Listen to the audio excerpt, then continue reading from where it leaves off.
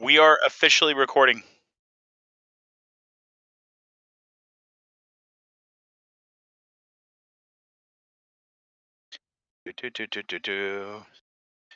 Oh, hey.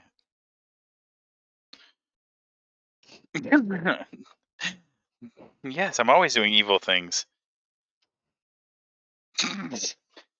Oh my god, that bit about where the GM is smiling, I thought I was going to wet myself laughing. That was good, wasn't it? That was really good.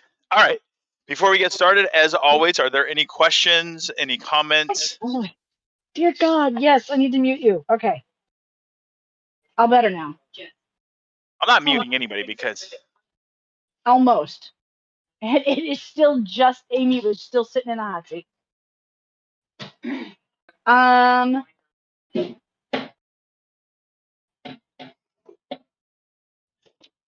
So we have two, hang on.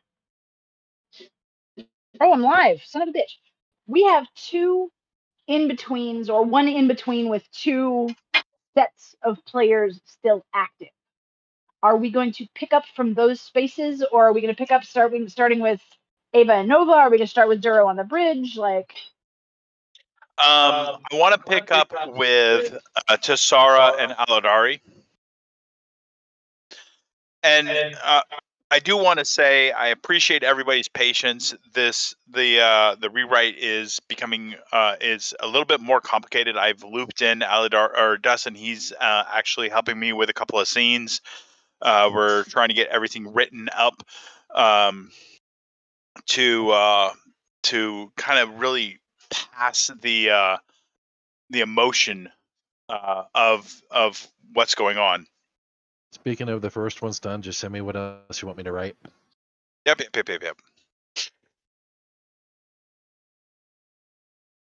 okay, I'm feeling just a little hosed. You got two writers sitting here that live up the street, and you're sending it out to Denver.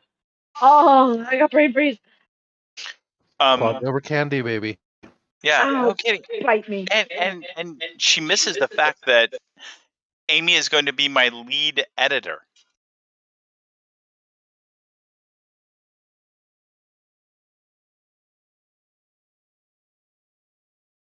I know. It's cute when she gets brain freeze because then her lights come on.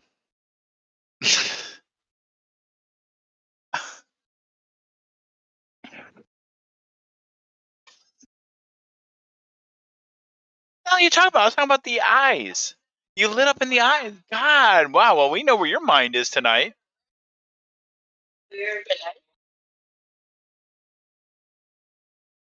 I thought that was just a perpetual state of being. I know, maybe. So.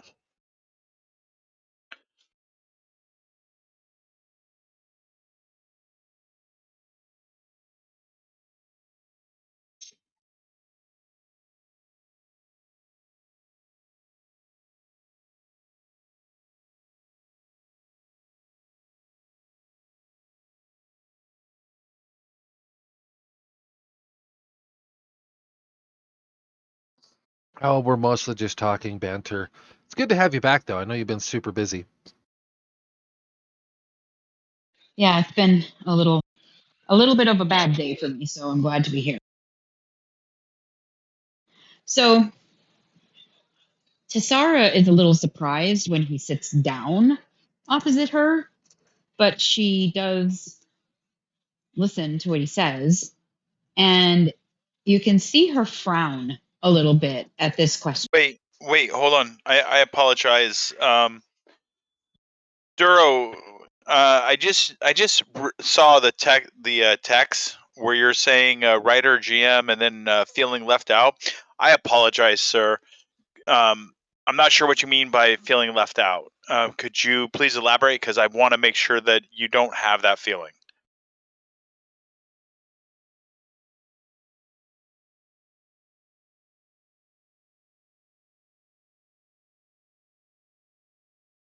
You must have family by.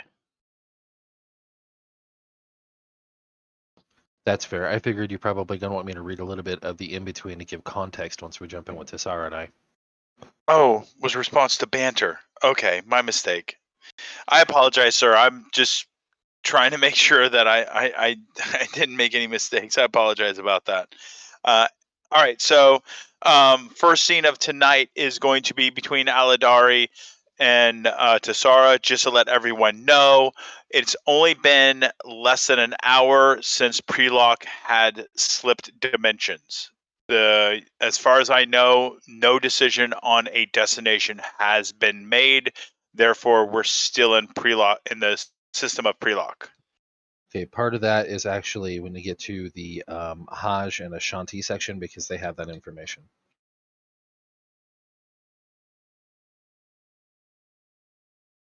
You ready for us to take it away?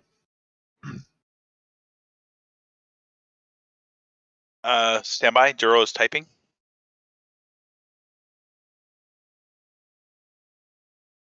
Oh.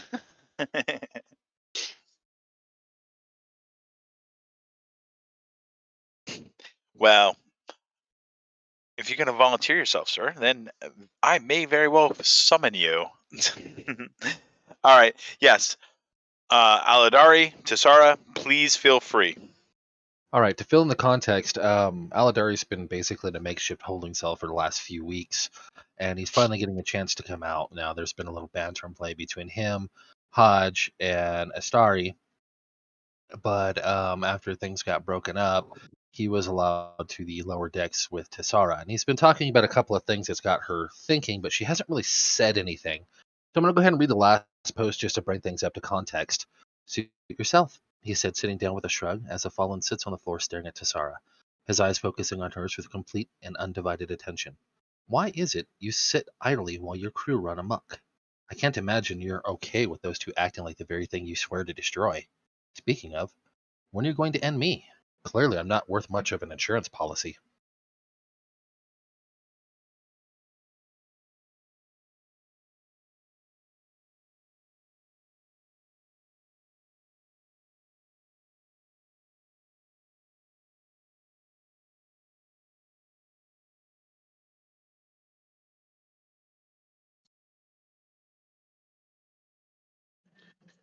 I sit idly by while my crew run amok.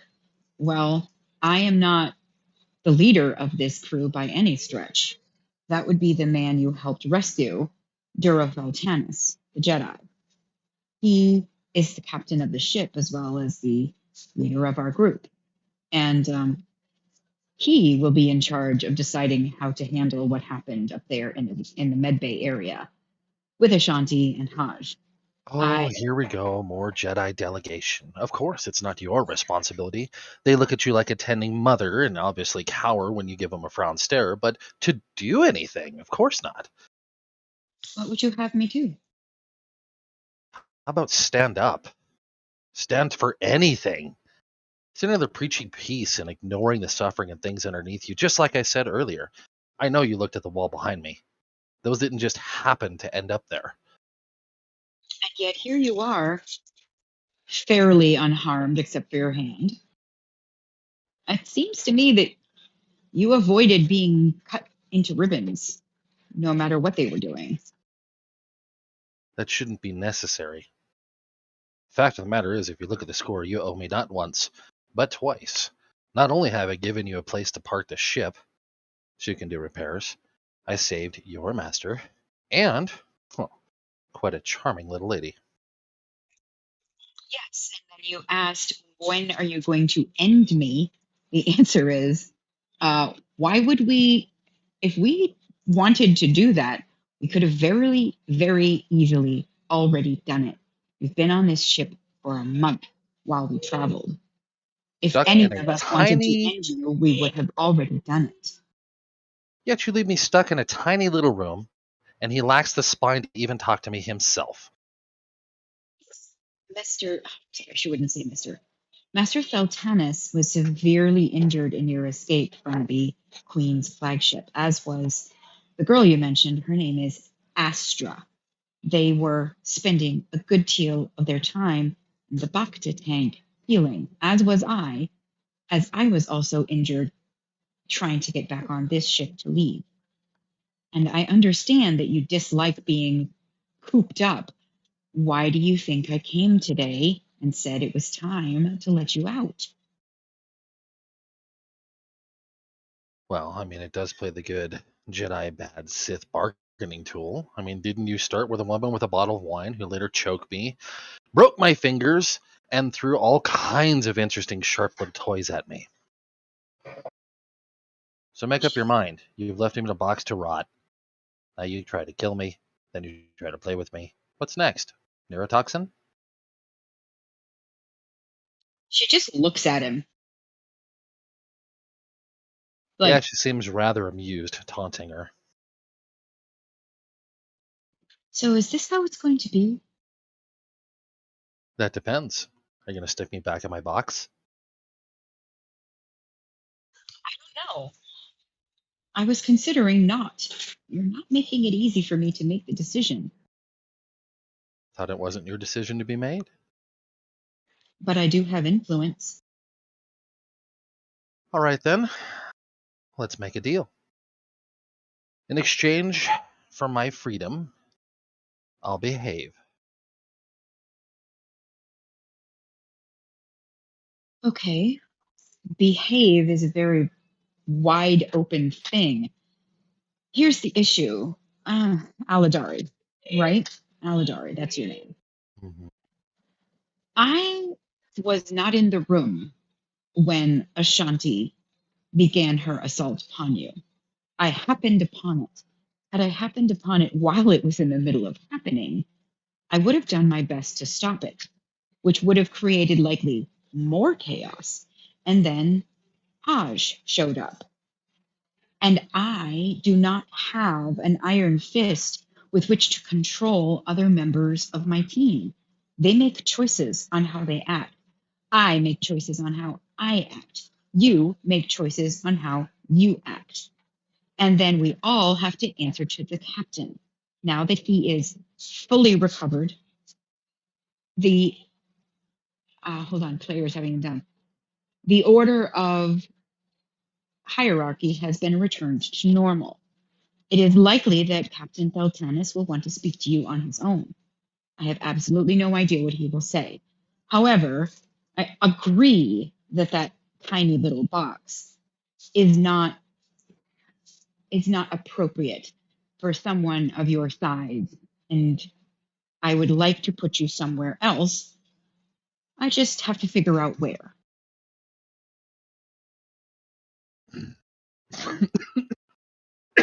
Sorry about that. A little cough. He goes to start tying up his hair as he thinks things over.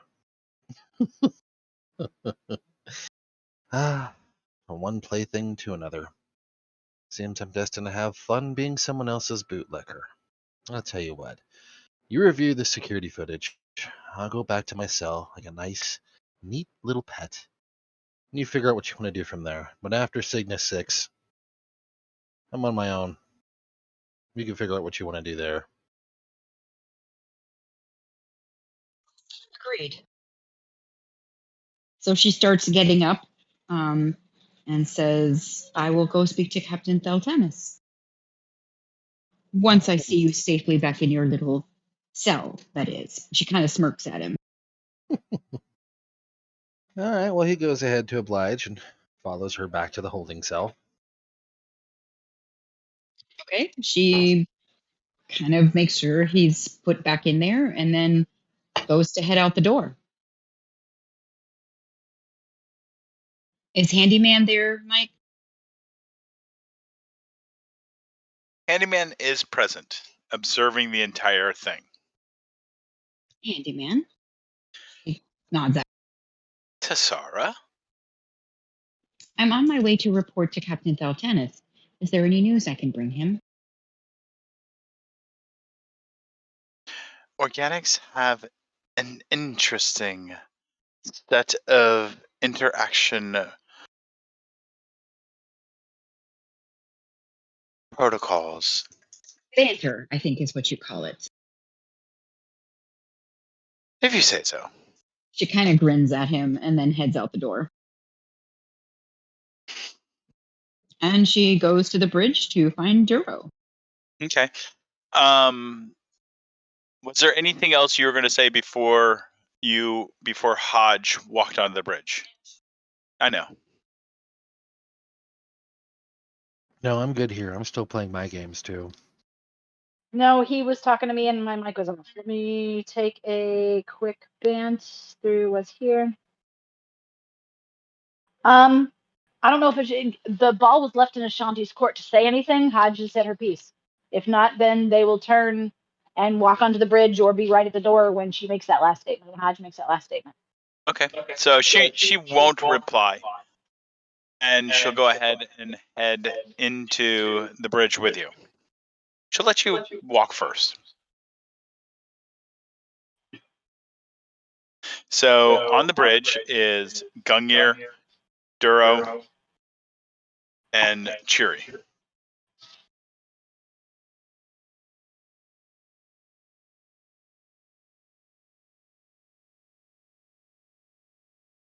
Durham, Hodge knows where Tassara is. She saw her downstairs with the candy.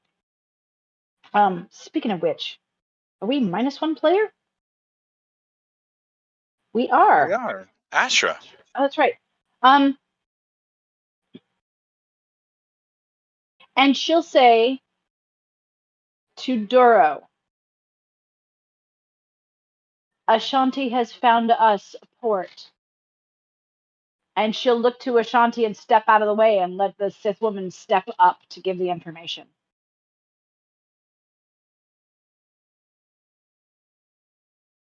After, she says, interviewing our new addition, I was able to extract a emergency repair facility that the Sith use. It's automated, mostly droids, though there is a security system that'll have to be overcome before we can dock. That said, I'm sure there are going to be booby traps. I would suggest walking lightly and keeping a small footprint.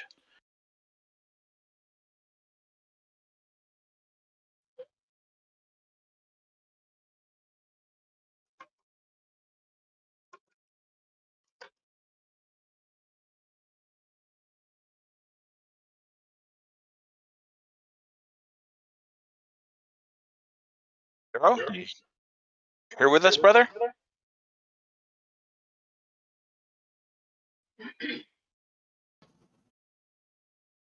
Looks like all We players have the are title. here.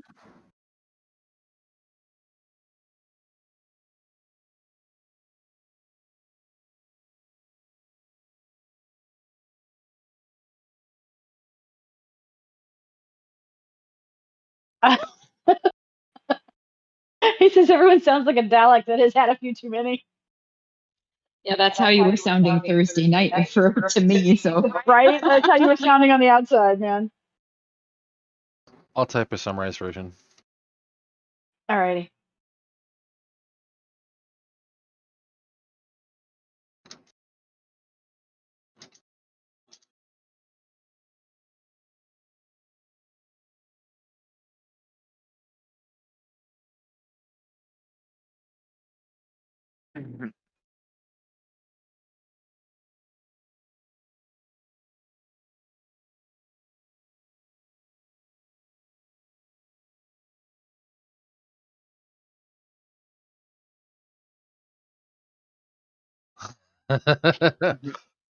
spelled his name. Oh my god. It's fine. Joe Biden is a fireman.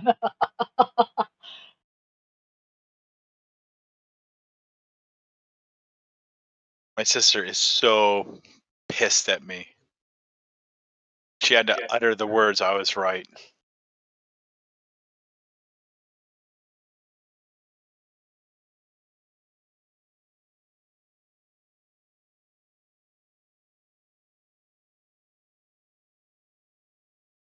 Thank you for the recount. Is that close enough?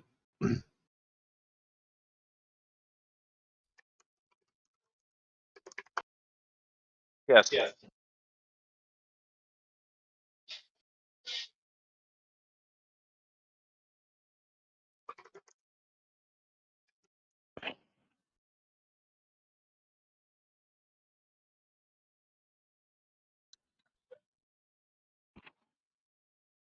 She was speaking to Duro.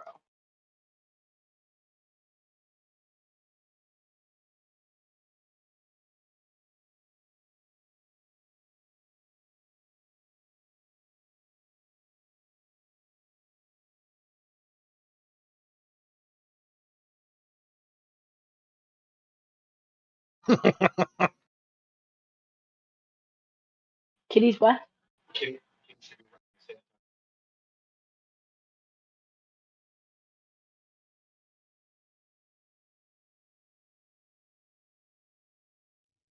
So that post is where everything is right now.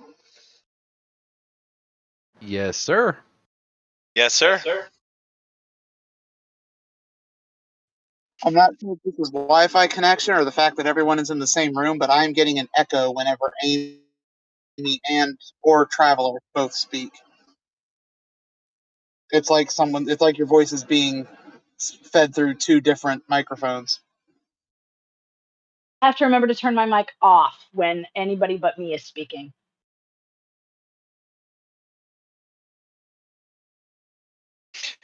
Duro, did you catch the setup?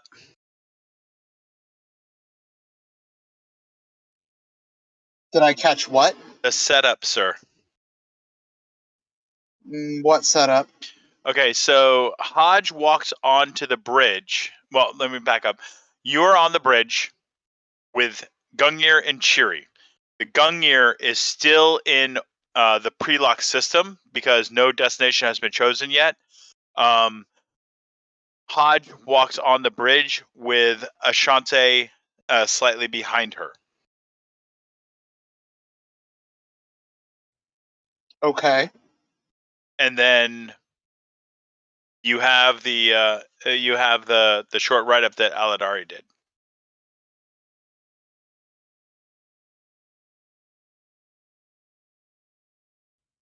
All right. And did anybody think to check where this star system is? And where it lies along our ultimate destination of Elysium?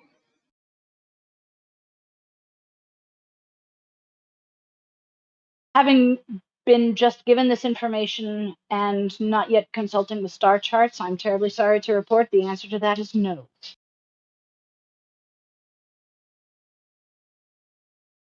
And Hodge will walk over to the console and pull up a star chart in the attempt to find Cygni 6. It is not in the Gungnir database.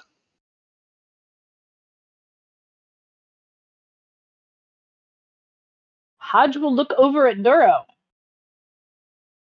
Apparently, this is a planet that has not yet been recorded into Gungnir's star charts. So I don't even know what the coordinates are. We need to get Aladari up here and ask him if he knows the location and can navigate us there.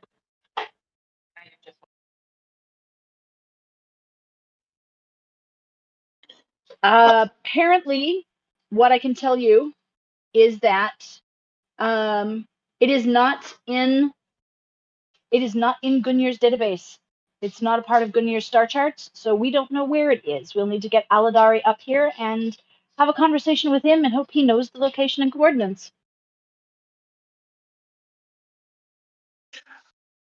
Master, I can tell you that it is most likely on the fringes of the Sith space.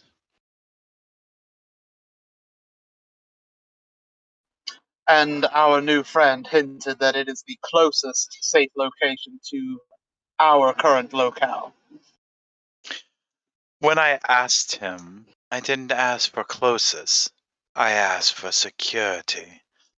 Security being probably our higher priority.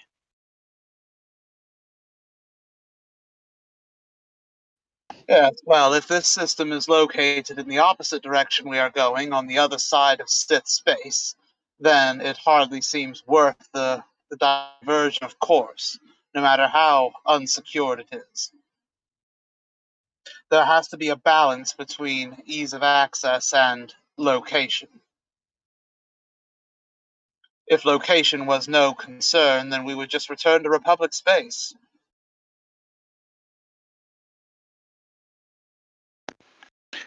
Until we have the actual location of this system, it seems foolish to try and make a decision one way or the other. We'll need to talk to Aladari and get that information from him. If he even has the coordinates, that seems like our right first course of action. And if, as you say, it's in the wrong direction, then we make for the Sisters of the Angel.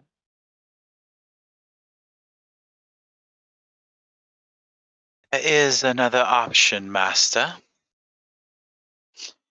If you're willing to entertain it. Which I can only do if you tell me. We could target a local ship and take information directly from their database. You are quite the charmer. I highly suspect that it wouldn't require an armed conflict.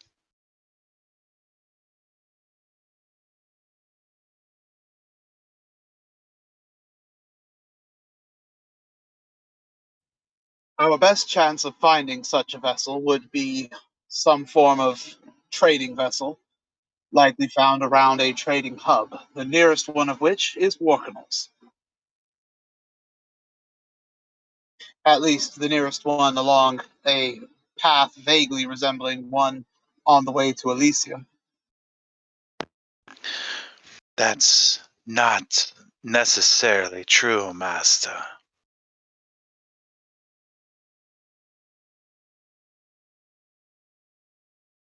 There was a time when we searched out a vessel through the Force to extract information.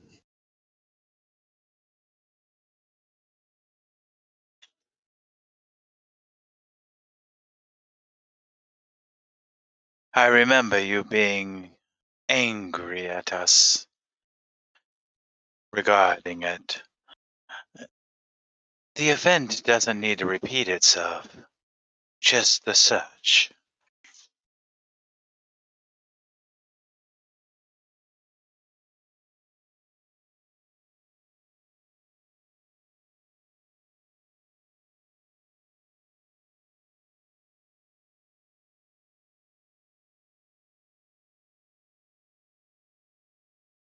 Well, if you would like to perform such a search and present me with a suitable vessel that we could stop and ask for information, then by all means you are free to do so. Or you may attempt to get the location of this Cygni 6 from our new guest, and we will consider that as a possibility. Should no new information come to light soon, I am inclined to head for the planet that we were told about right before departing, where the Sisters of the Angel are. And we can make further plan from there. I have to look over to Shanti.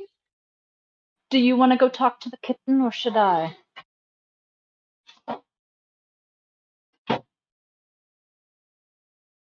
To extract information seems to be my specialty.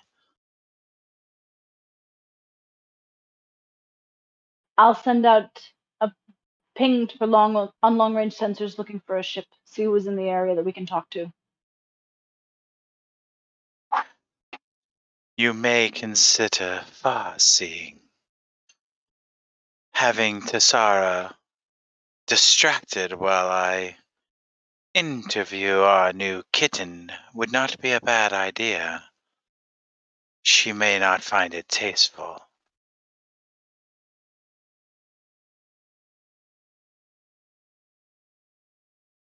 Not a bad idea. I think that When you find them, I think they were together. Send her here when you see them. As you wish, Command. Master, she says, bowing, prepared to be dismissed. Duro will nod and return to what he was doing. Hodge will come up behind him and put an arm around his waist and start, and she'll nibble right on the back behind his ear. You seem out of sorts this morning.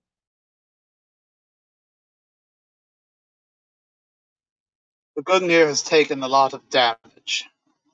I was only able to fully appreciate the extent of it after we landed, and I could take a look around the entire ship.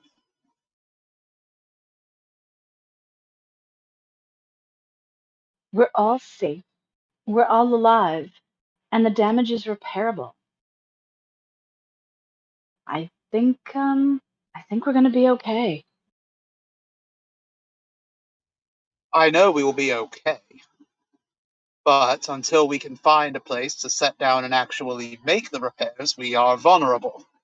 Especially as we have seen that we have entered more than one combat situation back to back with no opportunity to rest, repair, or recuperate.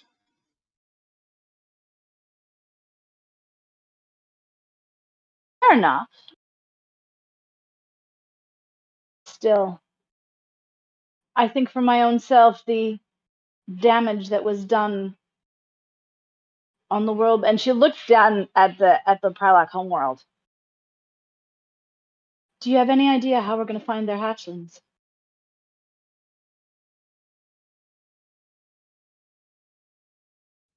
I do not, no. Aside Seems to from be far-seeing or using Astra's ability, I have no idea how we are going to track them down. Astra is unavailable, unfortunately, and to Sara, it seems we are going to be putting on far-seeing for a world for us to put down on. Do you have this ability? I think you do, don't you? Do what? Have the ability to see, far-see, I mean. Yes, I do.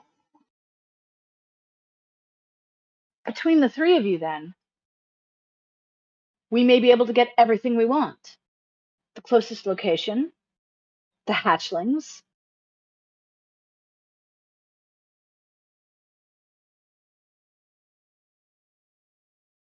We can find our way.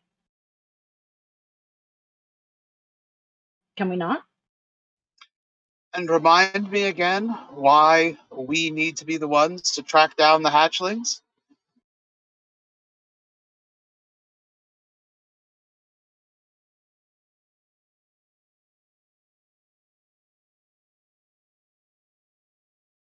A personal promise.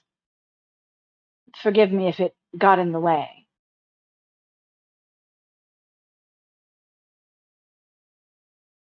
So you promised that we would find these hatchlings. I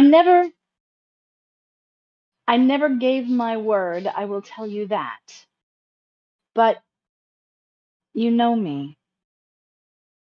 No child, not on my watch. These are children and they're lost. They need to come home. And how do you intend to do that when, and he gestures out the window to the empty space where Priloc used to be, when we have no way of following them?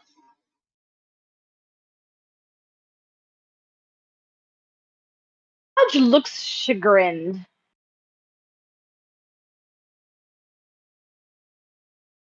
And she gives a little smile. And she looks at him and she's got a little bit of mischief going on behind her eyes. I seem to remember that you found a way to follow me. Who's to say that we can't find them?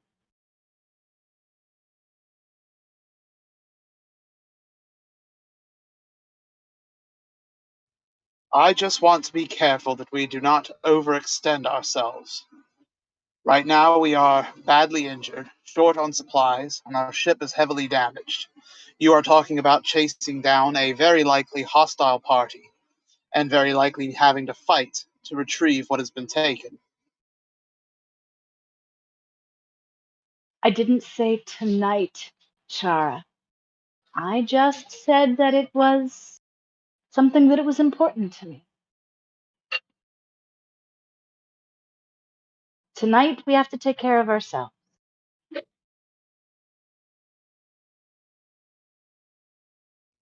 You both have 1 hour to find a location before we start heading for the destroyed world with the sisters. Hudge pulls back.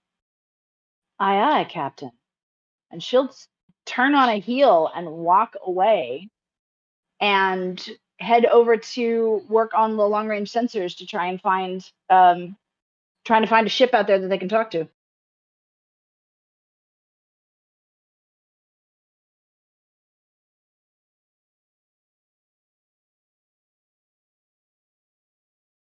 Mike, she's sitting at the terminal, like working long range sensors. What, if anything, is she going to be able to find? And Tassara, are you about to enter the bridge at any point? Yeah. Hold that thought. So, Tassara, you are with Aladari, walking him. So let me make sure I understand what you're doing. You're taking him from the medical bay to where? Back from the lower decks to the medical bay. He was allowed out to stretch for a while. Okay. So you hit one of the junctions on B deck, and you see Ashante. Tassara, Shanti? I have instructions for you from the commander. Yes. You are to report to the bridge. You have an assignment, as do I. I was returning to Aladari to his room. Was that order to return him to his room and then go to the bridge, or should I just assume? I will tend to our new guest. Yes, and he is our guest. So please refrain from trying to kill him this time. And she kind of smiles a little at Ashanti. And she doesn't match your smile, but she does look at you. It was never my intention to kill him. Ah, well, that's true. But let's not injure him this time. He has information I'd like him to give Captain Thel-Tanis.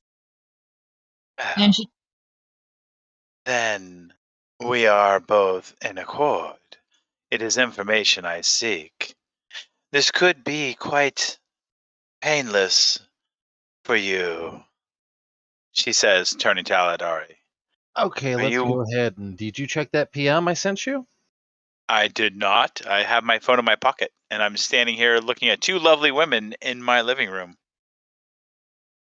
Okay, well, I went ahead and sent you a PM on a ready action for the moment she started to pull something like that. Move object 28 to quick draw Tassara's lightsaber. I'm going to attack immediately.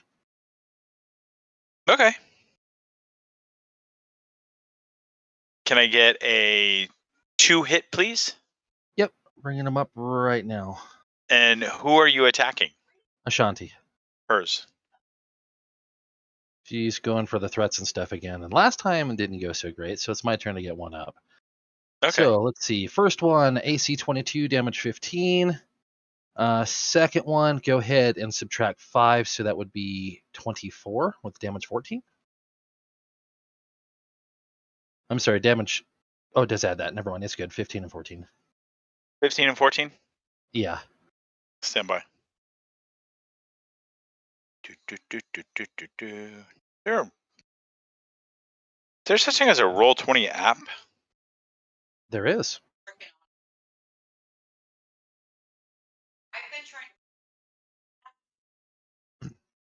And with that -5, I'm going to go ahead and use that full extent of combat expertise.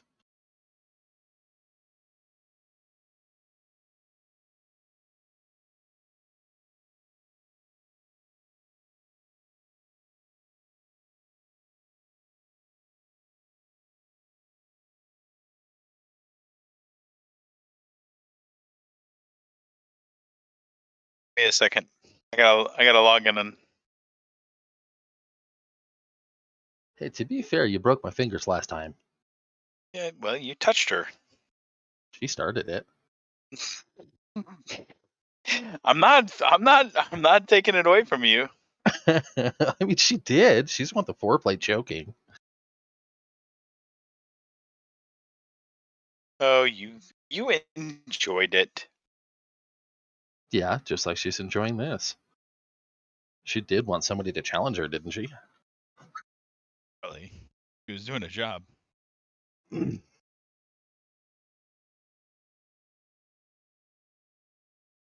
I did. I'm in the process of trying to navigate Roll20 on my computer. I mean, on my phone. It's not working very well.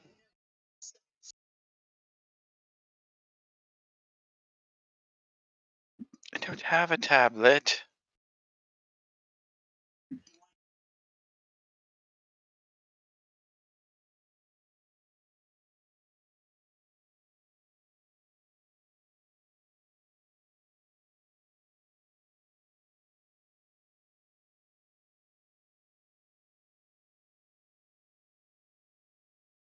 Hold on.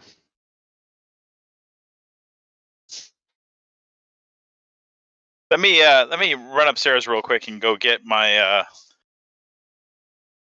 go look at something. Here I am causing all kinds of chaos. My bad. Mhm. Don't And give me Duro, my bad. You enjoyed every minute of it. you are on the security console because all it takes is like a short walk.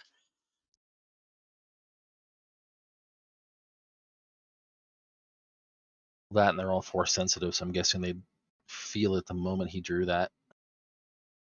And if you think that Tasara isn't going to react to having her own lightsaber snatched out and used by you, you got another thing coming. So you're about to get attacked at all sides. Oh, I know. She hasn't even seen all the security footage, though, so she doesn't really understand why he would go out of his way. Well, she might, but I don't know. It doesn't matter. You stole her lightsaber. That's her property.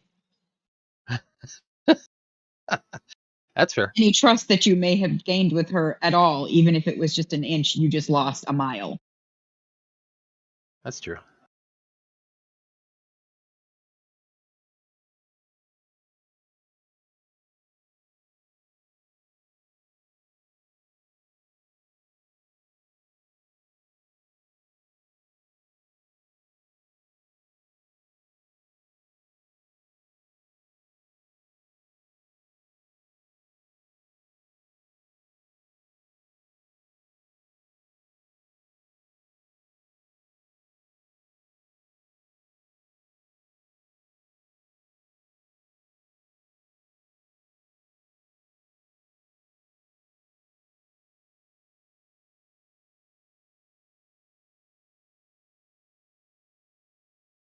Did you hear me, or was my mic turned off? Your mic mic was is turned off. Okay, so the 22 will hit. I'm sorry, the 22 will miss. The 29 will hit Okay. because it's -5, right? Yeah. Okay. Whose action is it next? Or do we want to roll a nit since that was a surprise? That was a surprise. So we'll go ahead and do initiative. Right. Duro, you're also rolling initiative on this one as well. Okay.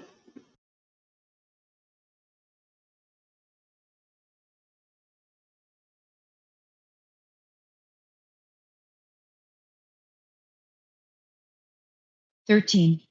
Which Okay. one is the initiative dice? I know there's a little button for it. Oh, there it is. Never mind. I see it. It'll be found right there. I'm always so helpful. Yeah, about as helpful as this dice roller. I can safely say I am going last.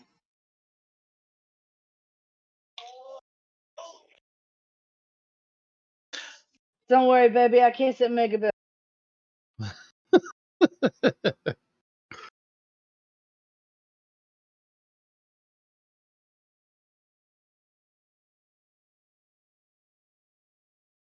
So, Tisara, you said yours was 13, Aladari's 9, Wanderer Yes. is 3.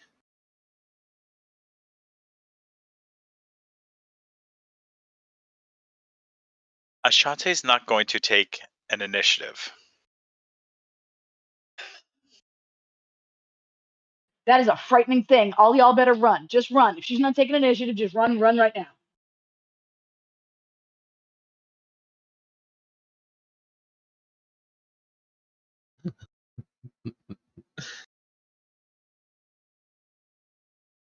Just waiting for the impending maximized force lightning.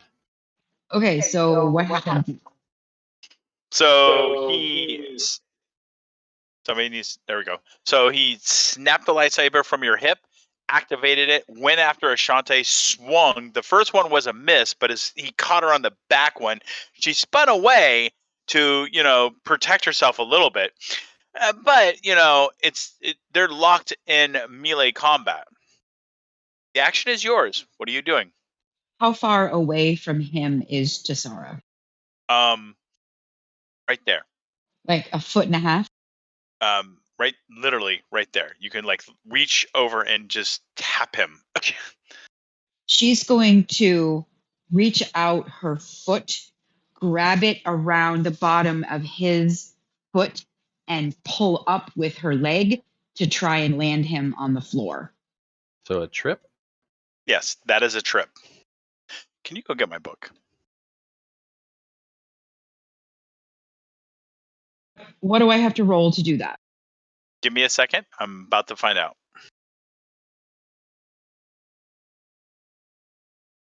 When we get the game table set up next in the room over here, I can have all the books laid out, the GM string. I know, right? Mm-hmm. And then we can have a little cut up for Duro and a chair. Oh, are we gonna make a cardboard cutout? That would be epic. Oh, We could have Astra go ahead and color it. oh, we're so using Orlando Bloom. I don't know. I mean, he kind of more reminds me of a Jack Sparrow. Totally Jack Sparrow.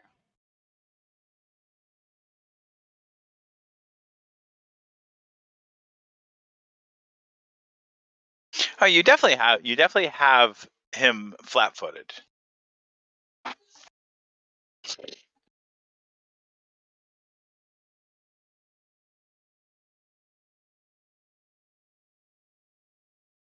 That is 2 actions.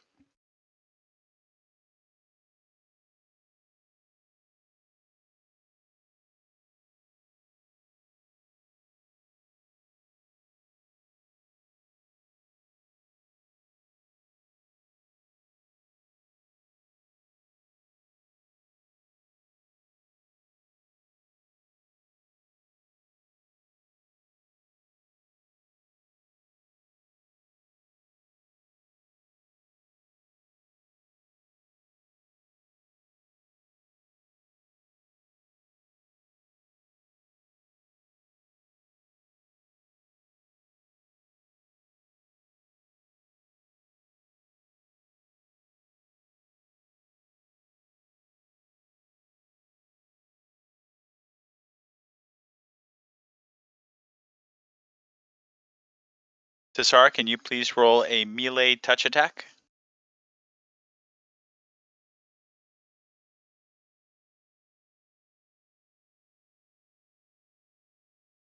So you're going to go ahead and roll.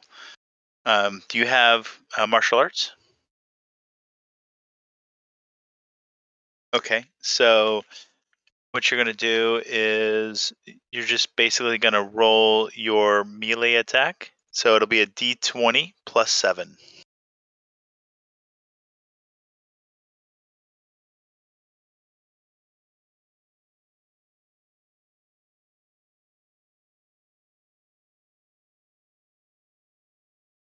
That is a miss. I am also locked in melee, so I'd like to go ahead and do redirect attack. Go ahead and do that trip attack again, this time to see if you're tripping Ashanti instead.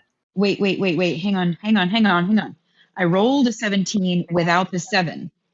So 17 plus 7 is what I actually got. Oh, okay. 24 does catch me flat-footed. Yeah. I was going to say. But before we resolve that, this is a melee attack, and she does not have martial arts. Therefore, she provokes an attack of opportunity. Aladari, the choice is yours to attack Tisara or not. Yeah, we'll go ahead and do unarmed. I do have martial arts, so it's basically just like a quick back kick to get her away from the fight. Let's see. Keep in mind, she still has a trip, so she was Okay. successful on the trip. So AC 19. What's your AC?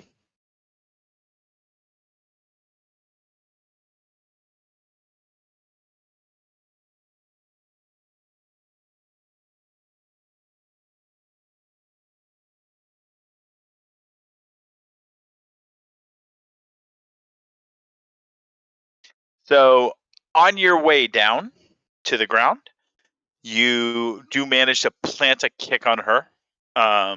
So go ahead and roll your damage. It's 4 damage. I want that to be subdual. I'm not trying to actually hurt her, just get her away from the fight.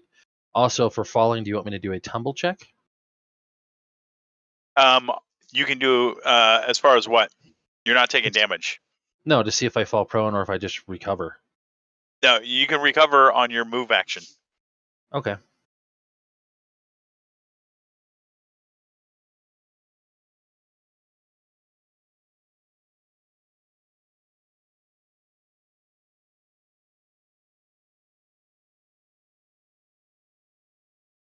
Zero. What you doing, buddy?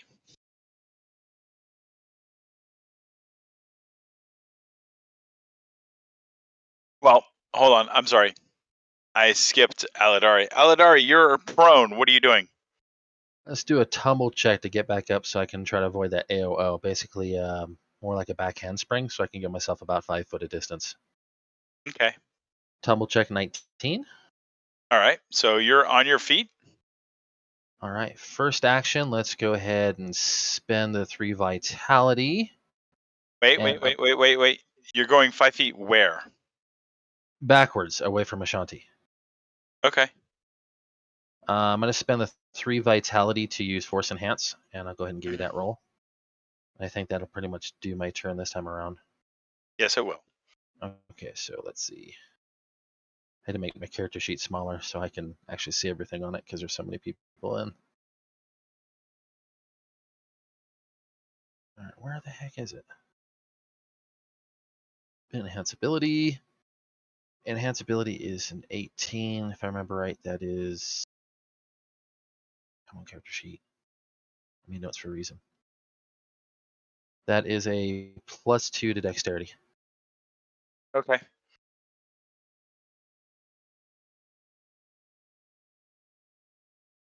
So you kicked Tisara away from you, correct? Yeah. Okay. So, okay. Tisara, you landed, and he's up again, and he kicked you back, and then moved 5 feet. So you're technically between him and Ashante. Ashante hasn't moved? I mean, she hasn't gone yet.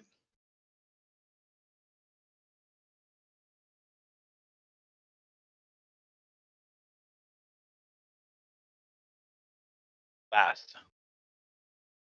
Right. So technically, because she sacrificed her initiative, she technically goes last,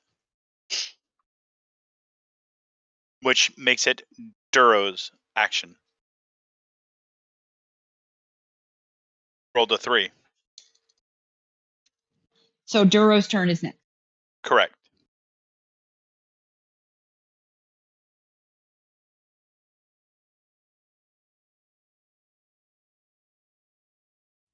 Okay, so Aladari still has the lightsaber. He does.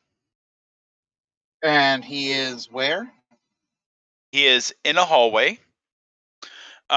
He just got done kicking Tessara when she tried to trip him, and then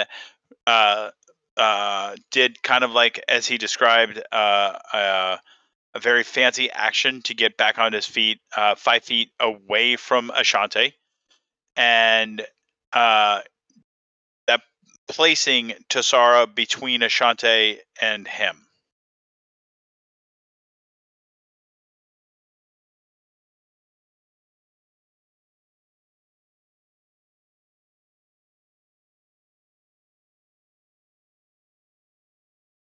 Okay. Are you doing anything, sir? Or are you just going to watch?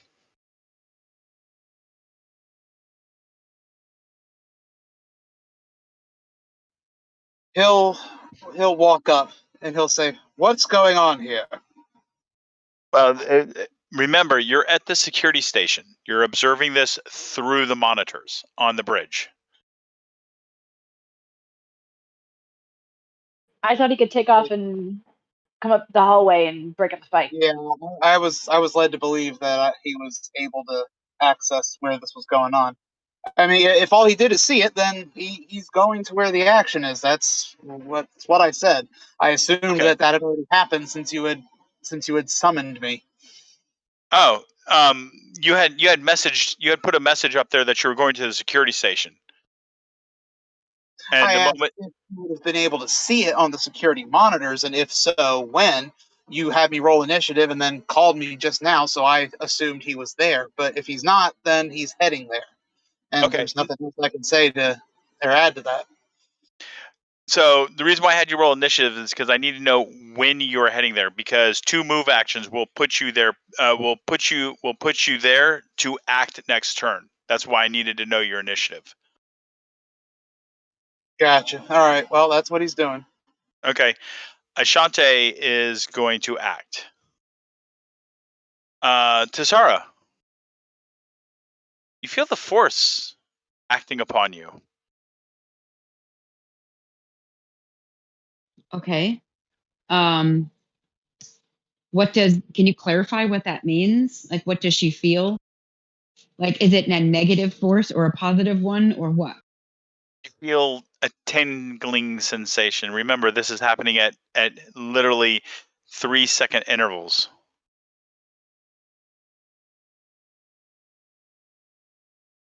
Okay. Um, he is standing in front of her and Ashanti is behind her. Is that right?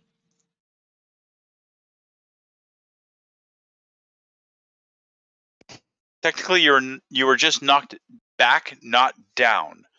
So you can be facing any direction you want as he, vaulted past you to make up that 5 feet of difference. So if you want to be facing him, that's fine. The reason why I'm explaining this is because I need to know if you want to fail the saving throw.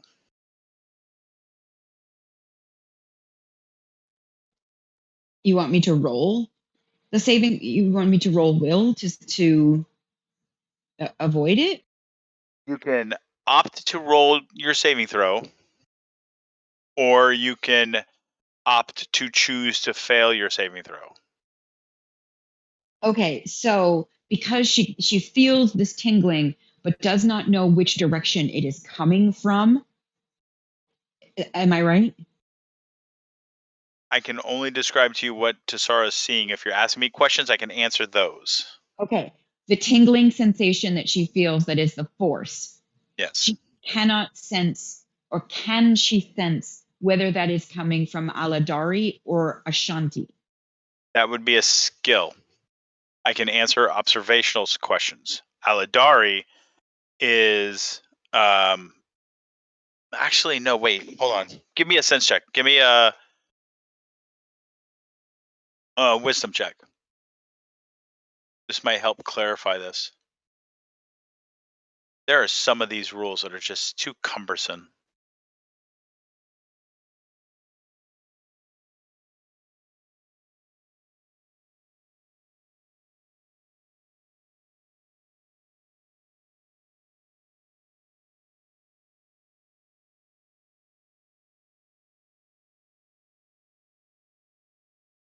Looks like First, her I accidentally hit it twice. My first roll was 11. My second was 9. I hit it by accident twice. So the 11 will score. You do sense Aladari using the Force, but it's not the same. This is focused on him, not you. Okay, so Tessara is going to assume that he means that he is about to do something to protect himself rather than use the force to attack. That is the assumption she is going to make. Willpower, please.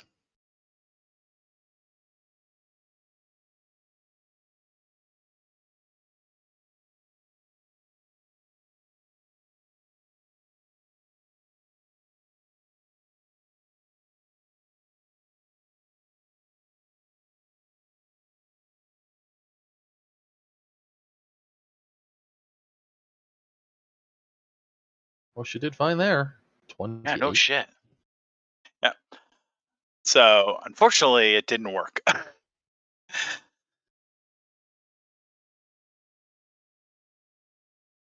So, this is what. So Tessara, you are the top of the list. You felt the force try to affect you. You resisted it. And Aladari is facing you. He is obviously using the force upon himself.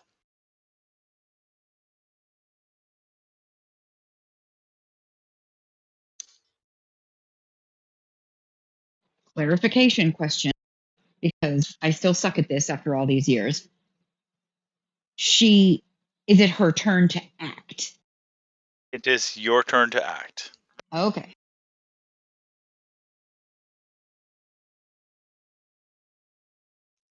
I have an out of character question. You say that she could sense that he was pulling upon the force, right? That makes me think that it takes him a moment to do that, that she would sense it.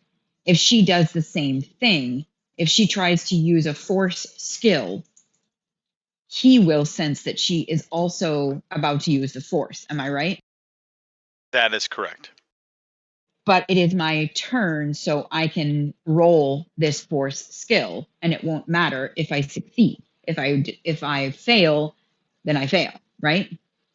Like, That he is doesn't have the opportunity to get in between me and what skill I'm about to roll. correct. Okay, I'm gonna roll force light.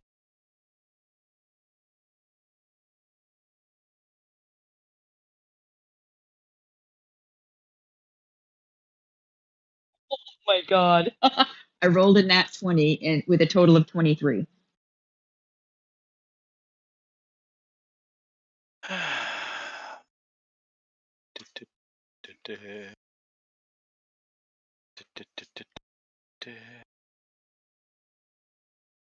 That's how the Jedi's guide, isn't it? Yeah, me. I don't know if I'm making a fortitude save or what. You're making the bend over and take it in the butthole save because, yeah, that's in the Jedi guide. That's in the power of the faggot eyes.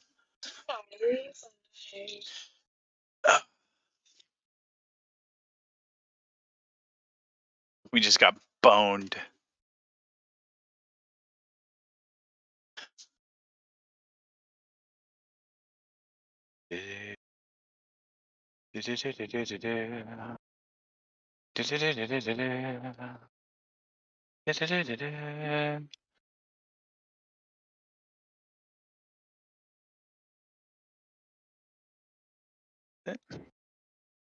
Yep, that's it.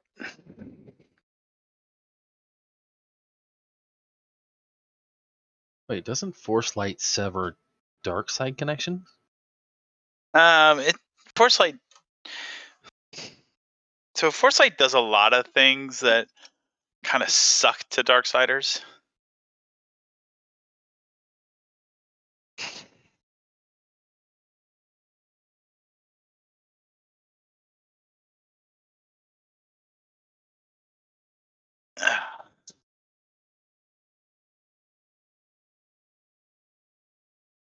You love me, Mike. You know it. Uh-huh. Tell that to the woman that was just trying to save you.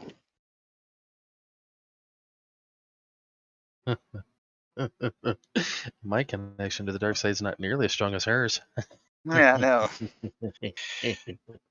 What was your total score? 23.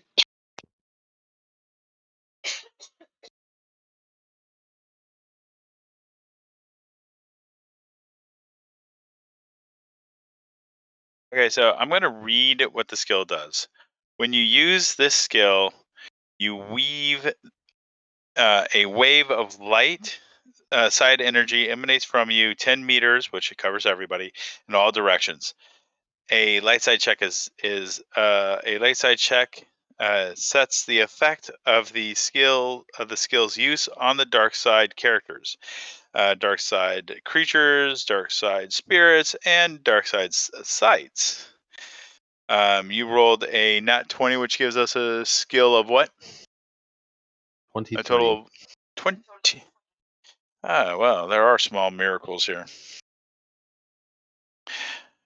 When used against a character or creature with dark side points, the character or creature loses the dark side points if she fails a will save. Character cannot voluntarily fail the will save. So we got a will save, please. All right. 14. Nope. So the DC on the will save is going to be 10 plus Tessara's level. 11. So that's 22. Yeah, my will save check was 14. Yeah. Hey, can you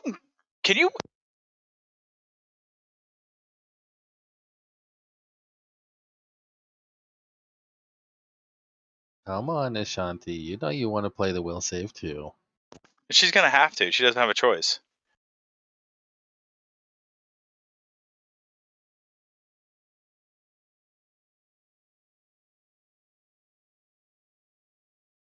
Hmm?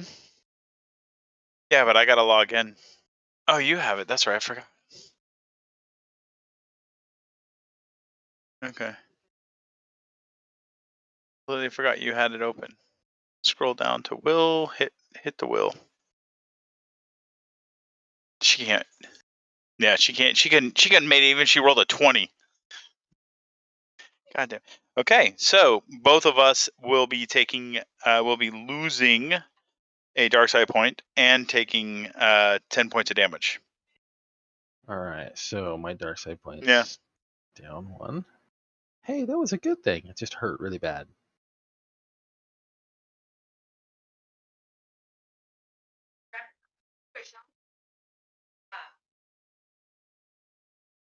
So you hear both of them scream out in pain because they're taking 10 points of damage. It's wound.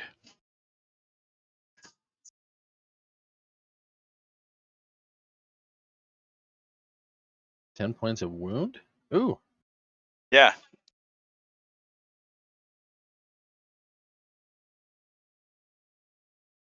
No, he should still be up. Oh, he's still up, but that hurt. Yeah.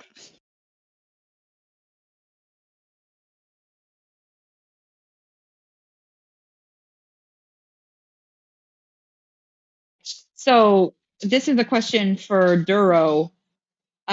He would have seen that on the video cameras if he was still on the bridge. But has he left the bridge and he already came in here and asked what was going on? So Mike, so Duro said what was going on. What's going on in here? He witnesses Cesara as he's asking that do what she did. Yes. I need a fortitude check from Aladari, please. It's going to be 10 plus 10, so your fortitude check is going to be 20. For check rolled was 15. Okay. So Aladari crumples to the ground unconscious. What about Ashanti? What happens to her?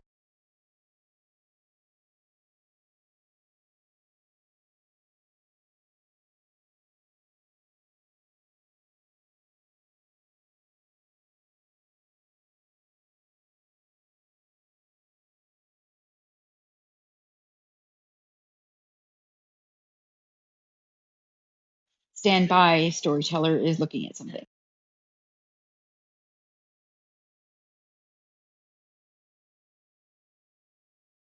As I'm going down, go ahead and mutter something in Dathomiri. Regalos bedragi. Say that again. I don't know how to pronounce it. I'm just going to put it in the text by the fire. Regalos bedragir.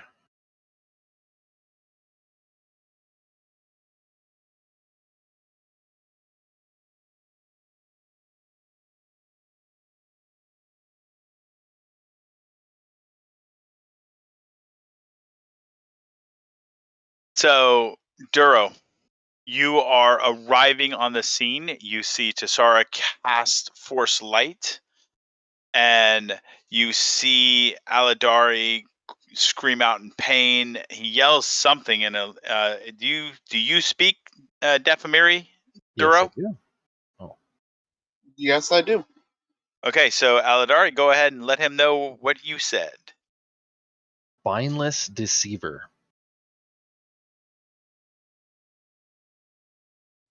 Okay. And he crumples to the ground. Because you're behind the action, you see Ashante also take damage, scream out, but she's doesn't crumple to the ground, but you can definitely tell she's hurting.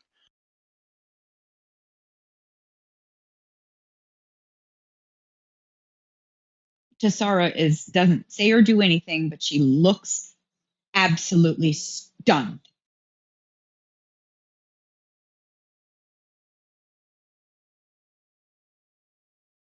Duro will quickly pull out his comlink and key in a text request for a handyman to come assist.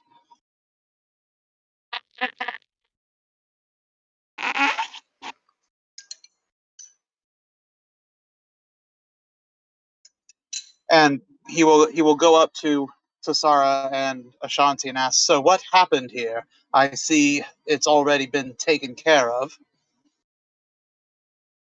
I didn't know it was going to be that powerful. I have. Uh, she looks over at Ashanti, and she looks absolutely guilty for having hurt Ashanti. And she turns back to Duro.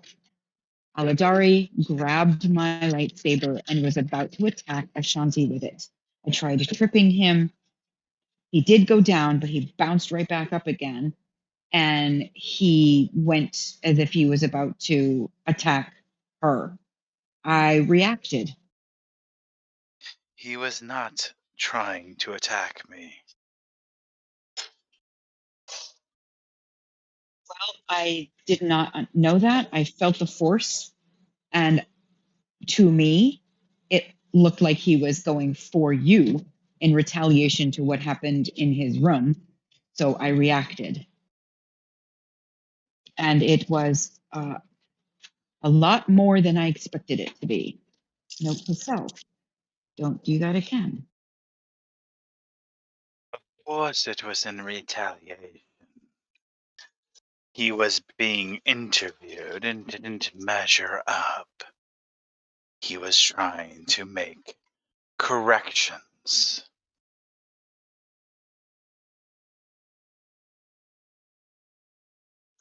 Tassara does not respond. She only looks to Duro. I'm sorry, I missed the part where this ship is being run as a Sith vessel. Or do you think just because we picked up a Sith that helped us escape, that suddenly means we're going to run ourselves like a ship full of brigands? Do you disagree with how I extracted the information, Master? You wisely decided not to tell me how you extracted the information. I did use the magic word.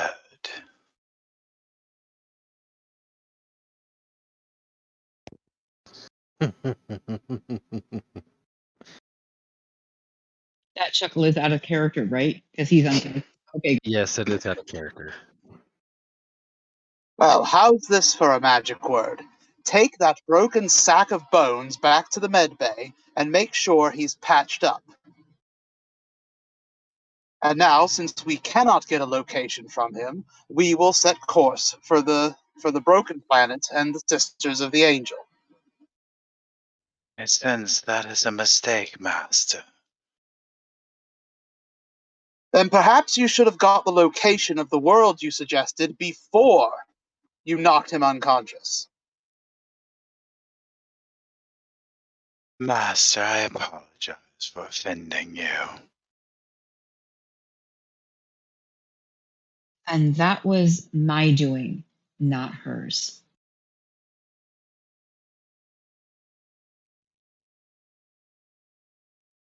Well, if you could magically come up with the location of that world in the remaining time you have left, we may still go there. But, and he'll glance at the man's crumpled form, I doubt you're going to get very far with him. I'll be on the bridge. He did seem rather adamant to speak to you, Master. Maybe now would be a good time for your Thel-Tanis charm. He'll give her a look and just tell Tassara, let me know when he awakens. I'll be on the bridge. And he will return to the bridge. Tisara nods and I'm sorry, wait a minute, out of character. Did Handyman already get called? Tassara doesn't know. Tisara, no. Tisara. Right there? Okay. No, Tassara Duro typed a message. Okay, that's what I was trying to clarify. So Tisara kneels down and she checks his pulse. And Ashanti can see her fingers shaking a little bit. She is still astounded by the power of the thing that she just used. And then she looks up at it when she gathers he's not dead. She looks up at Ashanti and says, I am truly sorry that I hurt you. I didn't realize it was going to do that. That's okay. I am truly sorry I attempted to save your life. I'm sure we will both not make that mistake again. If I had known, Ashanti, I would not have done it. If you were trying to save my life, I misread it. Why would I have stopped you from trying to save me if I had known that's what you were going to be doing? Because much like our master, you fail to see what's around you. Obviously. I will take him to the med bay. And then she looks up and sees Handyman approaching. Then again, maybe not.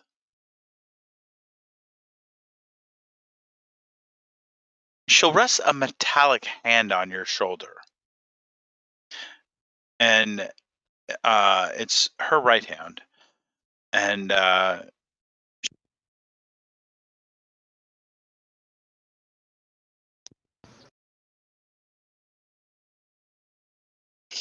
sorry, I apologize. She'll rest a metallic hand on your shoulder. As for Master's anger, fear not. It has nothing to do with you. He's only angry at me.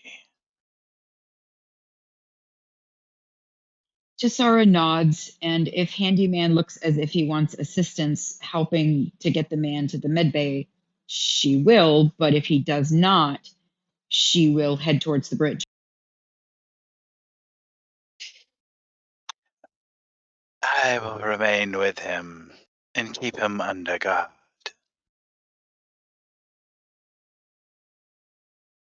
And Handyman will help. Will levitate, put him on a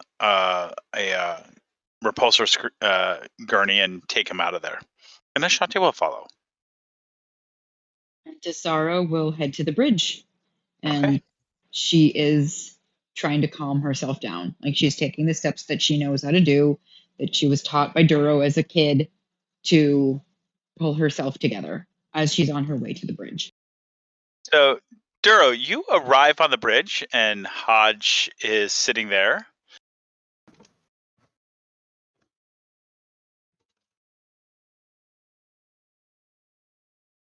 She's assessing. She was assessing long-range scanners long-range sensors in order to try and find a ship that would have the location of Sigma 6 on it. Then you know what you're doing. Yes. What do I need to roll in order to make that? Computer use.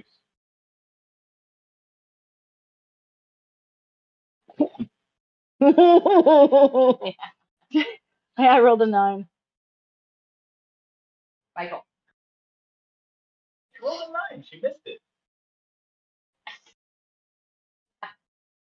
So, Dura, you walk on the bridge. So, Dura, you walk on the bridge, and you see Hodge at her station. We do have an echo going on. I was going to say, your clones are very impressive. You must be very proud.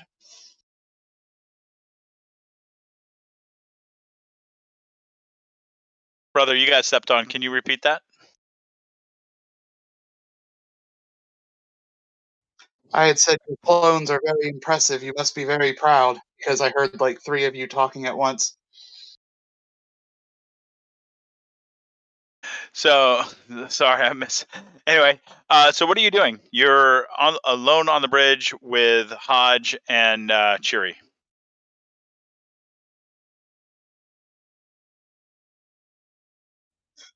He would have Hodge report on if she had found anything. Negative, Captain. There's nothing on long-range sensors. Right, well, it seems our new guest is indisposed and unable to feed us any coordinates, so it looks like we will be heading for the Sisters of the Angel. Understood. Cheery, lay in a course. Of course, Commander. She dials in the course.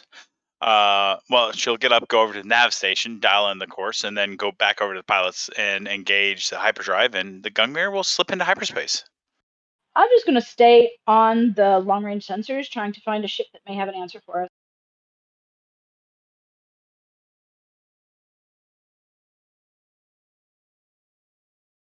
Give me a perception check, Hodge. Or, I mean, a spot check.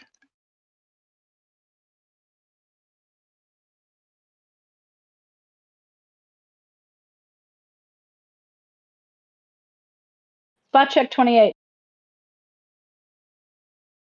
Duro looks visibly annoyed.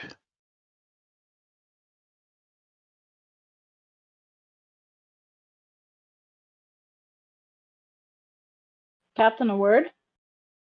But does he now? That's news to me. Sorry, I was playing that off of your tone and everything. Well, I mean, if you want to his role, but Duro, I would like to think, is a little more controlled. Even if he was annoyed, he's not going to wear it on his sleeve. Yeah, but she knows his subtle tells. That's what I was going to say. That role would not be subject to anybody else except for the person that is intimate with him. If you say he's not annoyed, then I will retract that. No, he's not annoyed. That was him more, putting his foot down and laying down the law. Trying to act as captain. Understood. I retract that. Yeah, a little too much drama going on right now, especially between the Sith.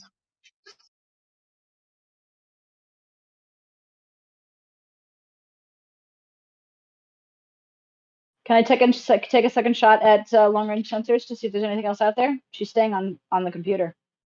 You sure can. The ship has moved. Negative. We're at a 12. She's oh shit. Hey. Oh no, I'm live. Okay, that's cool. Do long-range sensors work at hyperspace? Not very effectively, but if she rolls exceptionally high, she might get really, really lucky. Gotcha. No, I was just wondering with what I know of the franchise/universe. I'm like, wait a minute.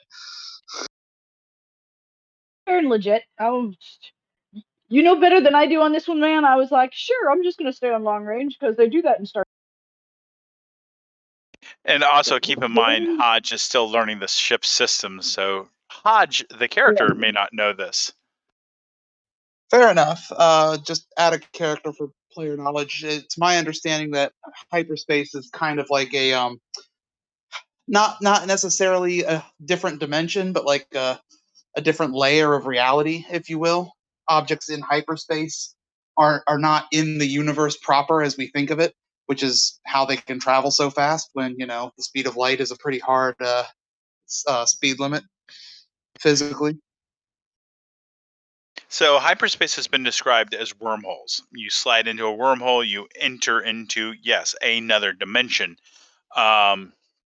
Moving from point A to point B. Even though real time does pass for the people in the ship, your relationship to where you are in the galaxy moves dramatically. And not necessarily on a straight line. The wormhole travels on its own path. And you can't just artificially make a wormhole, you have to find a wormhole. That's why a lot of times you see ships exiting wormholes or exiting hyperspace, traveling a distance and entering another wormhole. Right. So we're moving through ferry. So, and now this is where if you get really, really lucky, someone may be in your wormhole. Okay, fair enough. But so yeah, I mean, everything you said was not news to me, which is why, again, when she was like long range sensors, I'm like, wait, do those even work at hyperspace? We're essentially in our own little pocket dimension for the time being. Well, you're not in a pocket dimension, you're in a wormhole. And no, they don't affect, they have no relationship to the space around you. But if somebody is in your wormhole with you, you can sense them. Makes sense. When is Tisara going to enter the bridge? I was giving Hodge and Duro a moment. If they're not going to take advantage of it, then Tisara will enter the bridge following Duro within a few minutes.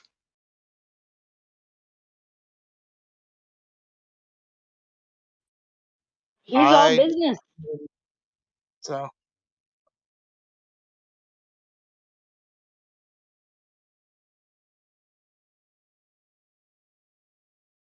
Tisara, you enter the bridge. Okay, so Tisara comes into the bridge, sees Haj at her doing what she's doing, and goes up to Duro. Captain Thel-Tanis, my apologies for inadvertently knocking this man unconscious so that we couldn't get the information we wanted from him, but something did occur to me. and that is Well, we no longer have the compass that we were able to use so well to get to Priloc. But we all, I mean, you and me, Astra, even though she's not available right now, can still navigate by farseeing. And I recall when we were doing that, weren't we able to sense other planets?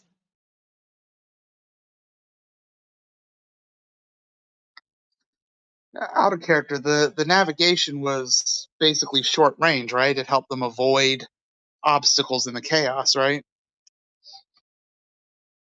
Clarify navigation.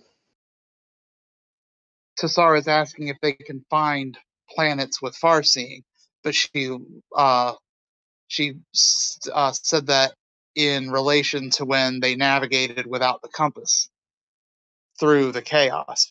That's not finding a planet for a destination. That's just avoiding obstacles en route, right?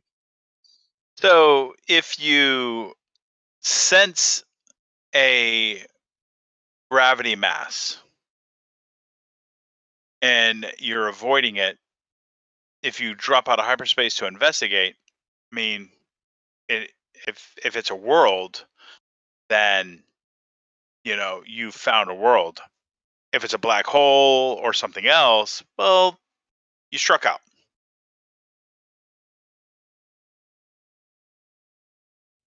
I get that. I just wasn't sure what Tassara was referring to, and I was asking for clarification on what exactly they're doing when they farseed to navigate, because I thought it was just avoiding obstacles. Well, I was trying to help Duro out because Duro's smart enough and experienced enough with space travel that he could come up with this conclusion that, well, theoretically, if they've been using it to avoid stellar bodies, then the opposite is true. If they sense a stellar body that they intend on avoiding, they can drop out of hyperspace and investigate. Okay, but my point is, we're not. For example, the I'm not sure what she is referring to, but if she is referring to farseeing, similar to how we do for navigation, to try to discover the location of the world that our Sith guest mentioned, it doesn't work like that, right? Yes, I believe that what Tassara was trying to get at is that they don't have the capability of now finding this planet he mentioned, but they might find another one that they could investigate to see if it was suitable to their needs. She would be willing to go do that navigation because when I leveled up last time, I put another point into farseeing. So I now have the minimum requirement to do it. So Tassara was basically hinting and saying, I can go navigate, and if I sense a gravity well, I can let you know, and we can drop out of space and investigate the planet to see if it is going to have is it going to have supplies? Is it going to have a way for us to repair, etc.? If it does not, go back into hyperspace and continue on. That's kind of what Tassara was getting at. I'm just gonna chime in OC here. Telepathy can be used for many, many things, and you do have somebody who's unconscious who can't fight someone scanning their mind. You might be able to just pull the memory.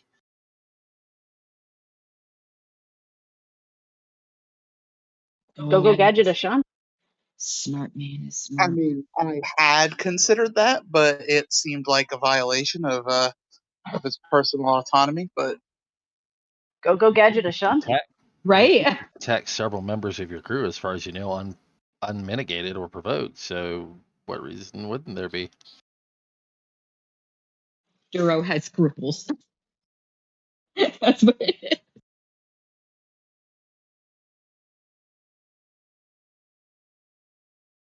yeah, and you don't want to push him far enough that he just says "F it" and gets rid of those. So let's do two things at the same time.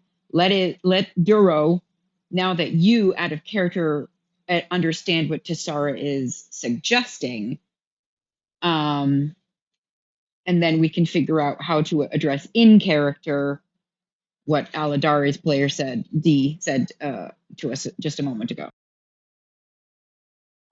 Well, I'm going to kind of nod to our out of character discussion by having Duro think about what Tassara said for a moment, Yeah. and then he will say, "It would take too long to survey every world we come across in our normal travels. Planetary surveys of the kind you are talking about to ascertain resources or potential or otherwise take time. And that's time we don't have, especially if we don't know what we're going to find. True. Stellar cartographers and explorers can take days, weeks even, surveying every new world they can find or that they find. We simply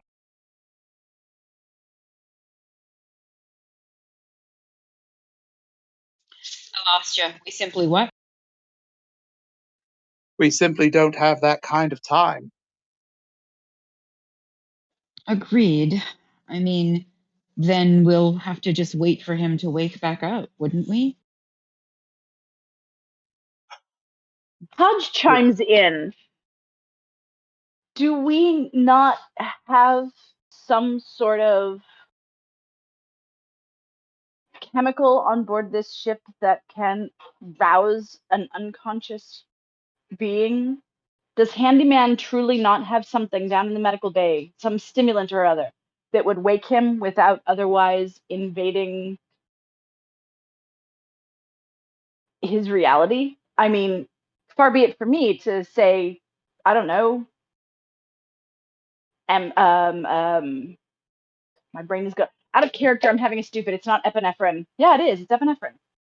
Adrenaline. That's the stuff. Do we not have adrenaline down there to try and rouse somebody from an unconscious state?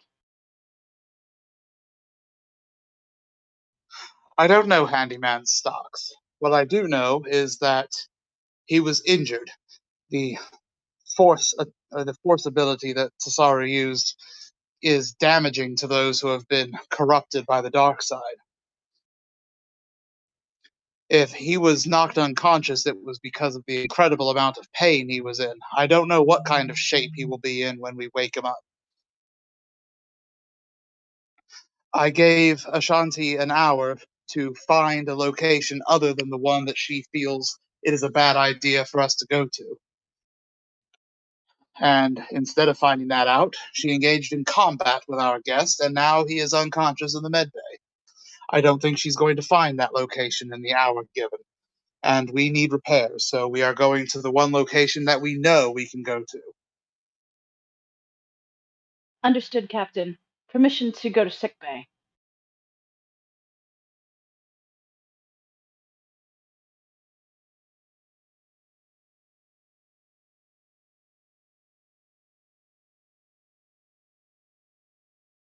Duro, did you hear Hodge?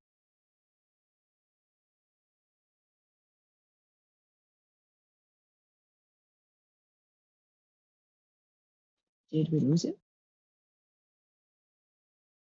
I'm still here. I stopped talking. I was waiting for someone else to reply. Oh, okay. But she So asked you a direct question. Understood, Oh, Captain. Permission to go to sickbay. see, I heard nothing. I stopped talking and I heard nothing after that. No, she says understood, Captain. Permission to go to sickbay. Go ahead. I'll be here. And Hodge rises and takes off at a full sprint down to sickbay. Before I switch the scene, I'm going to leave it on the bridge for a moment. See. thank you. Tassara kind of touches the top of her lip with her finger. It says, I feel it's important to say it was not Ashanti that initiated that battle, if you want to call it that. He grabbed my lightsaber from my belt and managed to get it out of my possession in a flash. She had not moved an inch. She hadn't said anything. She hadn't looked at him. She hasn't done anything. And he just grabbed it up and as if he was going to lunge at her with it. I reacted, and so did she.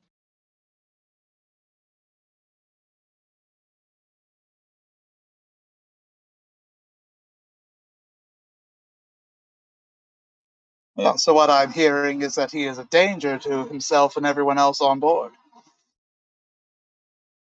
Well, there is footage you may want to watch of the room that he was in. Apparently, Ashanti went to see him. I'm sorry, out of character. Was that to get the information about the planet, Mike? You When Ashanti first went to talk to him in his room? don't know all the nature of the footage. Okay, thank you. So back in. So Tassara says there is footage apparently of some kind of altercation with Ashanti and him, and then Haj is somehow involved, although I am unfortunately unclear as to how all of that turned out. I went to see if he needed or would want to get out of that tiny little room and stretch his legs under supervision. So, whatever happened in that room, he was likely reacting to.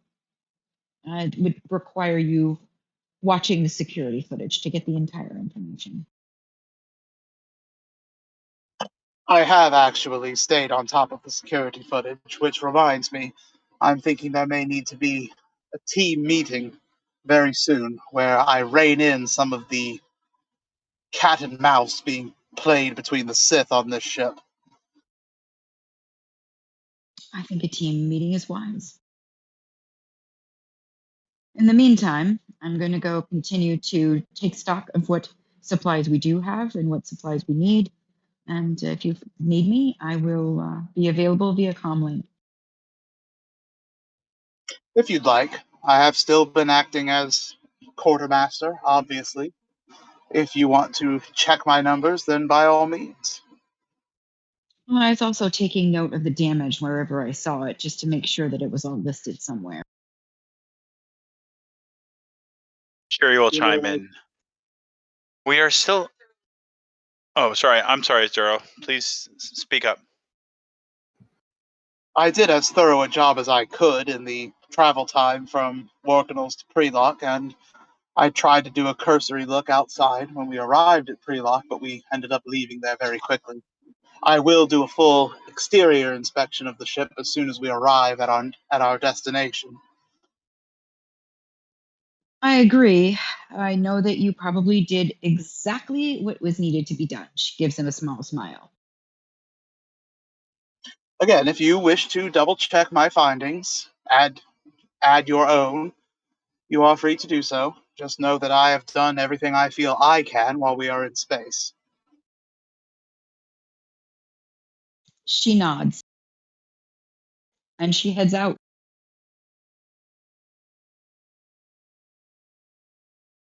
Chris, can you, or not Chris, sorry, Aladari, can you please roll willpower? Willpower, you got it. Willpower. Wilbur. Looking at an 18. Okay. So, Hodge, you enter the medical bay, and Handyman is standing back, and Ashante is standing at the head of the procedure table, her fingers on his forehead, because she had already come up with that idea. And you see the body kind of shifting in distress. You can hear him groaning in pain. And she pulls her fingers back. Commander? I was going to suggest adrenaline, but your way seems to work just fine on the assumption that you actually got anything. What do you know? The location. Brilliant. Report to the bridge right away, please. Duro has made a decision, and we have currently set course for the Sisters of the Angel. If we can course correct, if we can course correct. If Mass has made a decision, then we should respect that decision. He gave me an hour. He did. He is 40 minutes early. He must have felt that the advance decision was required.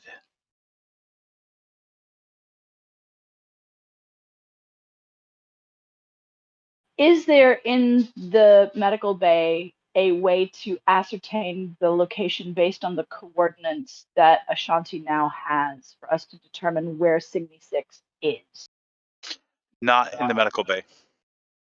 Where's the closest terminal that would allow us that information? Is it the bridge? Library. Library? Down the hall to the left. Okay. Ashanti, follow me. Yes, Commander. And we will head to the library in order to ascertain the coordinates of Signy 6. Okay. You bring up the star charts and you ascertain the location. Where is it in location to the direction we are heading, and more importantly, where is it in location to Elysium? It is out of the way for Elysium, and it's definitely out of the way for where you're heading. and it is in Sith space. However, if you were here and you were going here, out of the way would put it somewhere over here. So while it's out of the way, it's still moving generally in the right direction.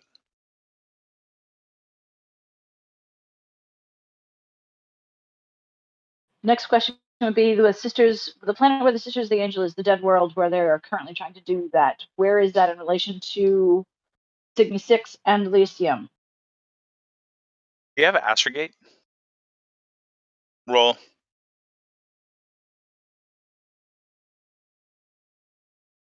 '21.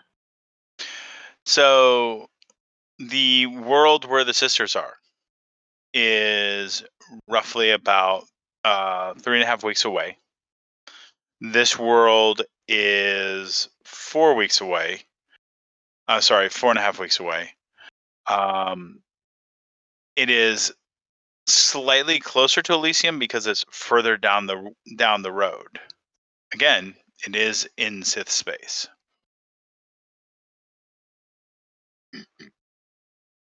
Hodge will open a comm link to the bridge. Captain? Yes, Commander. We have the coordinates for Cygni 6. It actually puts us closer to Elysium by a week to a week and a half. It is slightly off course, but it is in Sith space.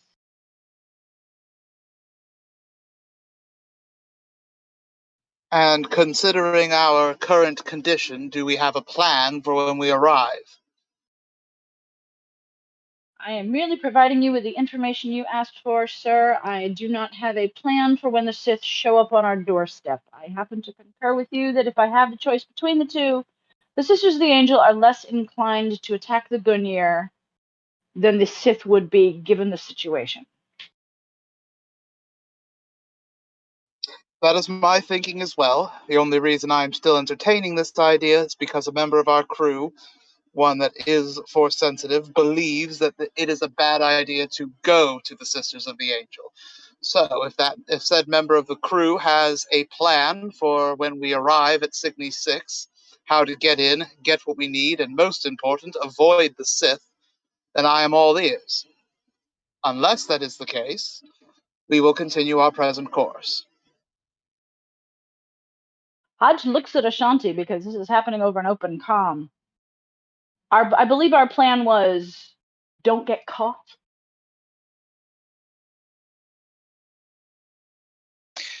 Ajante says nothing. Just stands there observing the situation.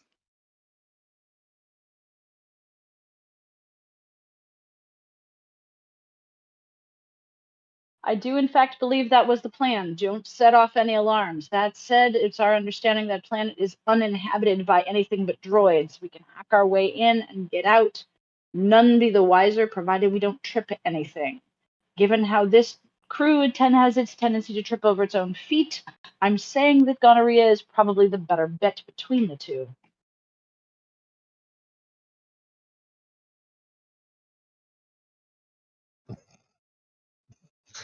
Is Ashanti there with you?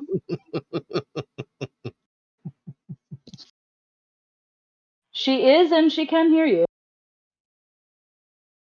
Shanti, do you have any thoughts about avoiding the Sith? About hacking the droids and or the security system? This is the plan that you argued for. I am giving you an opportunity to make its case. Hodge, you can see her frown. And she'll lean over. Master, we have two artificial life forms on board. Both have proved to be very adept at communicating with other machines.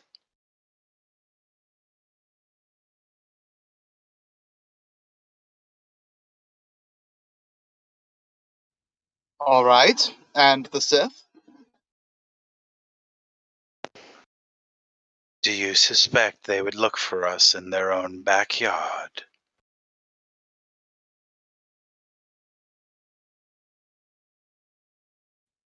No, probably not.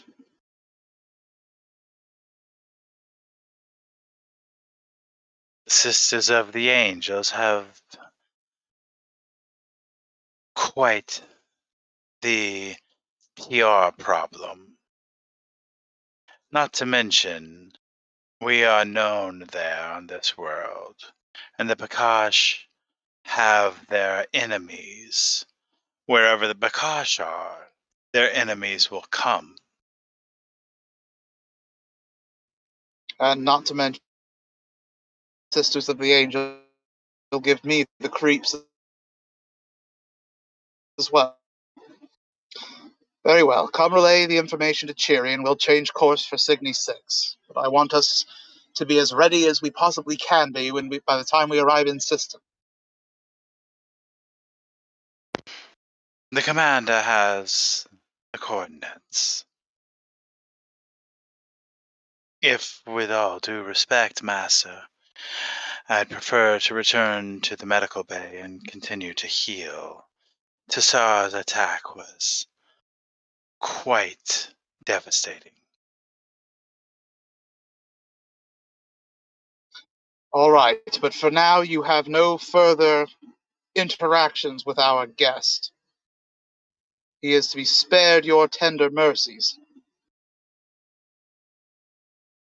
I see no reason to continue interviews. My assessments stand. He would be an interesting addition to the ship, if properly cultured. Though I would advise that the commander and I do follow your directive and keep our distance. The struggle within him is sincere, Master. He is on the cusp between light and dark. Someone like Astra could pull him back over. You could shape him into another brilliant pupil, Master.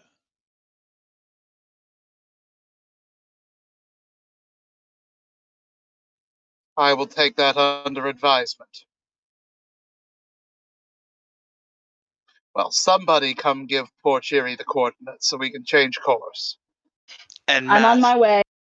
And Master, before the calm is broken, his behavior in the hallway. Do not hold too much against him. He is but a kitten trying to hunt with the big cats. It was amusing. I was surprised Tassar didn't see the risk. Still, like I said, with the proper nurturing, he could hunt with the best of us.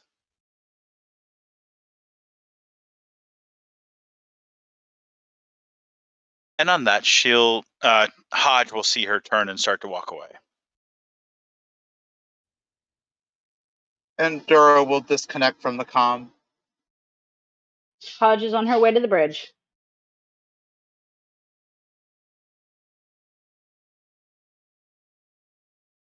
She arrives a few minutes later with the coordinates to give to Cheery.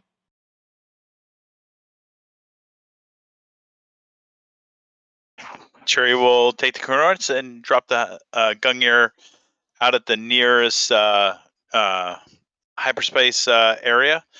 Find a proper lane and start heading that way. How long does that take?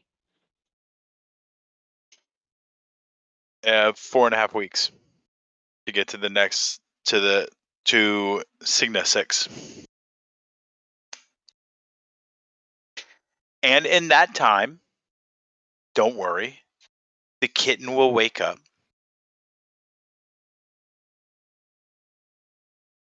I know you broke up, but please don't tell me you said the kid wake up. No, that would be the kitten. Kitten, like small kitty cat. That's Hodges, or that's Ashante's new nickname for you. It's kitten. Apparently, Hodges is juicy, or wait, man candy. So I have a question. I believe she also referred to you as a cur. Probably. Obviously out of character. Are you ending the game for tonight right here because it's 9:36, and are we fast forwarding to the point at which they will arrive, or are you saying she just sets the coordinates and we take off? Damn it. Duro said that he was tired, and even though he's off tomorrow, that he was looking to go to bed between 9:30 and 10. I wanted to respect that. Okay, second question then is the Gungnir able enough to be in hyperspace for 4 weeks at her current ship injuries, if you will? Well, even with a navigator, you guys are gonna have to do jump by jumps because you're working off of the auxiliary or the secondary hyperspace engines.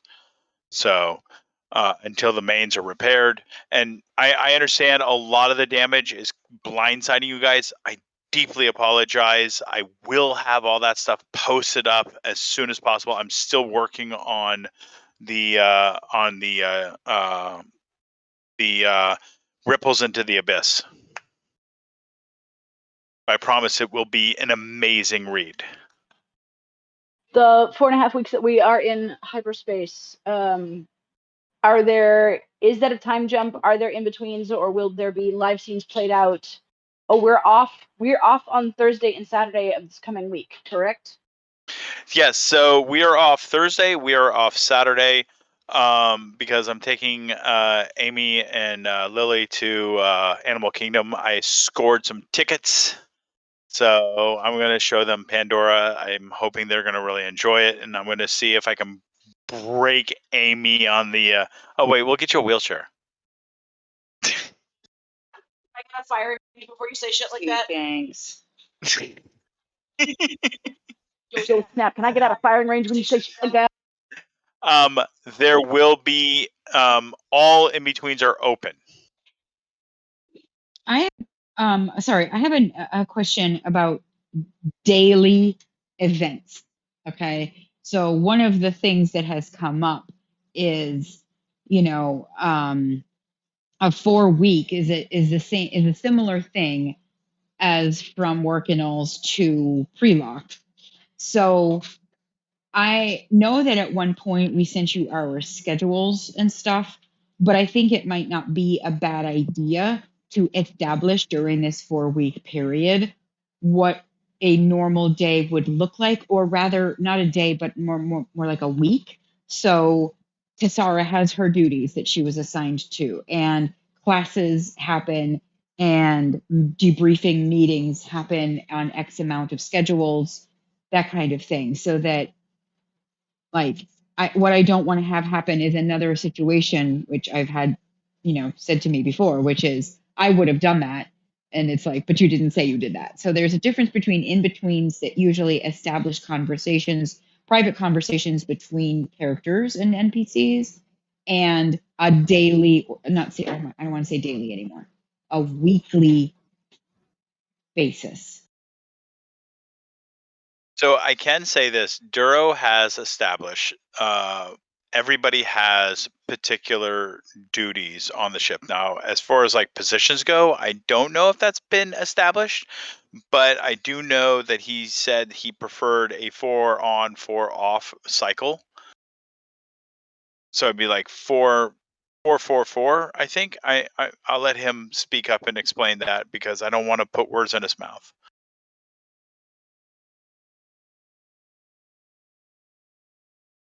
He also Everybody- said that. Oh, go ahead. No. Please. Everybody works for, as far as being air quotes on duty to help run and maintain the ship. Everybody works 8 hours per day. It's in 2 4-hour shifts that are not consecutive to each other. Now, the schedule is also rotated so that you're not working the same 2 4-hour shifts day in and day out. There's a bit of variety. It's part of the reason Duro has 2 co-teachers, basically, for the girls and their class. It's so that since obviously sometimes his duty shifts are going to happen during class time. When that happens, he has someone to teach for him.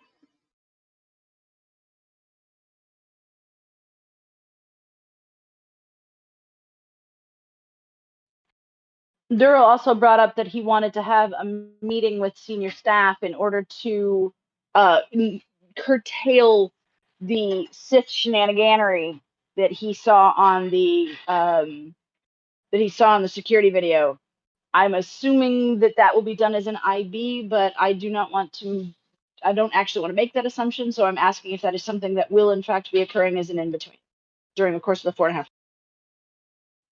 Let me go ahead, Duro.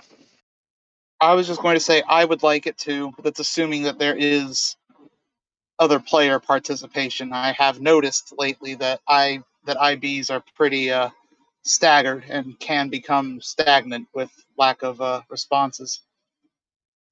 Yeah, I think we definitely need to have that meeting as a full IB, and all also during that meeting about what he mentioned. I also think we need to just have a freaking team meeting to go over shit and talk about what not only what our missions are upcoming and plans for that's landing on this planet, but in general. I think Duro had some ideas about team building exercises or tactical thinking exercises or military exercises, et cetera, that I think need to be addressed. But that's my 2 cents. I would like to chime in with this here. Duro, you're the captain of the ship and the party leader. So if you do not want to see the next game result in a time skip of 4.5 weeks to our next destination, if you'd prefer to see that as a in transit event, maybe this team meeting or whatever, let me know. We'll make that happen. Well, considering that the next 2 sessions are canceled, essentially, I think IBs should be fine as long as everyone is replying to them and they don't go 2, 3, 4 days without anyone replying. Shouldn't be an issue for me. I am on a stricter schedule at work as I'm picking up more duties now. The full transition for my own workplace is now fully underway, so I'm not able to reply the way I used to when I was, not doing anything at work. But I don't see any reason why evenings shouldn't be a problem. This weekend, I'm gonna tell you dinner. Animal Kingdom, so Friday, Saturday, I may not be around Friday night, Saturday, but I'm not usually, but I'm going to be at Disney on Saturday, so they may be a little closer that day, but those are the only 2 days I can think of where I'm not going to be available in the evening. To be fair, in my case, I'm not exactly part of the senior group, so it's not a problem. But possibly Sunday evening through Wednesday evening, I work nights. That's why I'm a little slow at the beginning of the week, and I kind of scramble on Wednesday and Thursday when I can to try to make things up, because Thursday is my first day off. I will also like to chime in on this one here. I'm getting on a plane dark early Wednesday morning, flying to San Antonio, and then Kitty's picking me up at the airport, and we're doing a 17-hour grudge drive, literally from the airport back to my place on Thursday evening. So I will do my best to reply, but please don't make any central IBs that involve the NPCs. That's going to be rough when you consider that Chiri and Ashanti are both considered officers.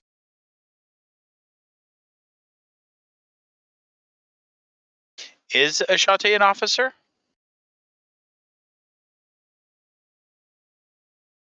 That's a really good question.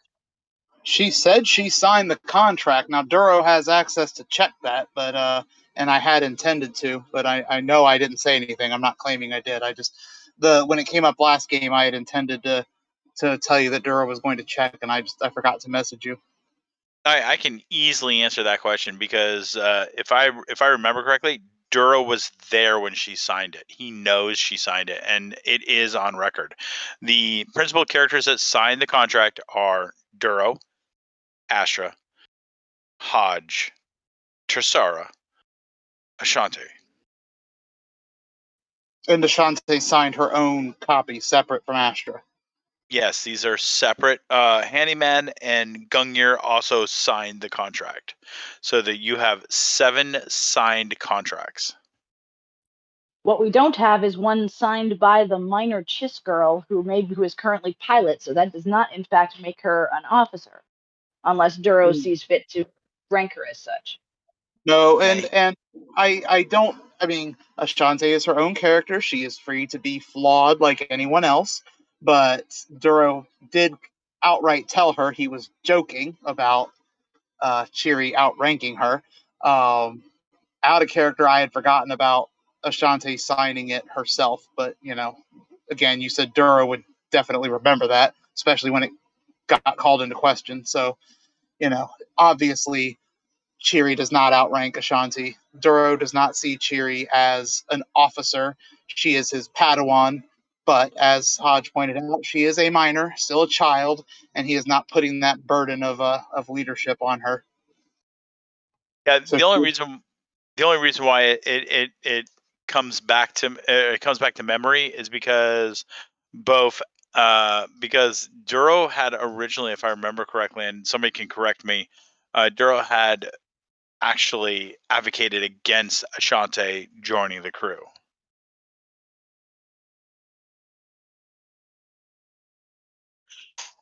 If I remember correctly, it was the professor that demanded that he meet Ashanti without Astra. We had like a dinner party, and he was all like, I need to meet this person before I allow her, to be on my ship and all of that.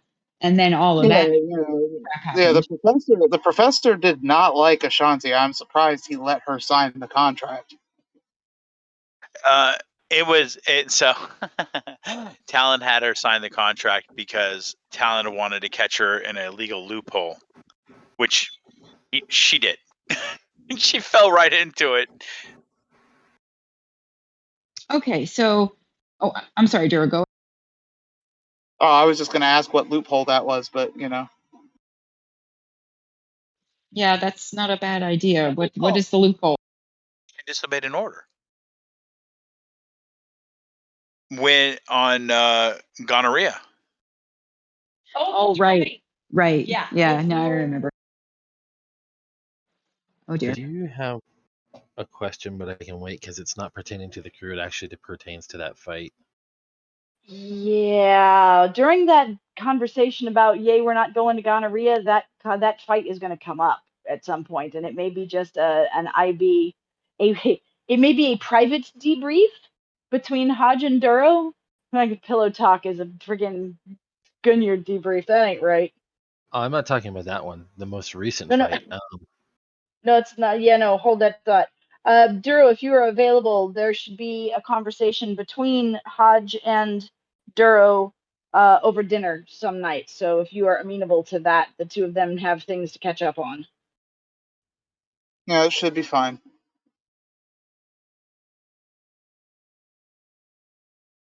What was Aladari going to say? So basically, it was confirmation that she's incorporeal because one of those 2 attacks that he initially attacked with caught her, but she showed no signs of damage or anything, or at least he didn't show that.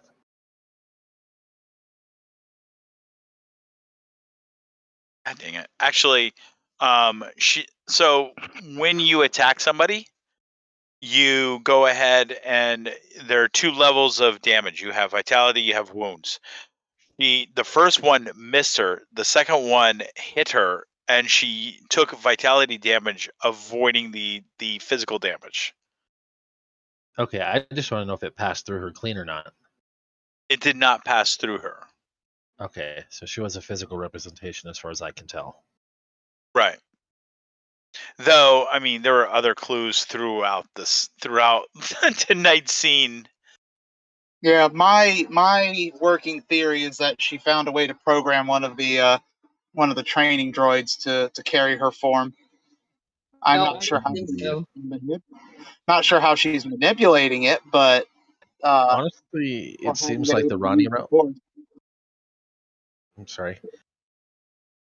Okay, I mean that I'm just saying because there were repeated references to a metallic hand, and Traveler said that Duro can tell she's not using illusion anymore. So my guess is she found a way to program her appearance onto one of the training droids, which are holographic.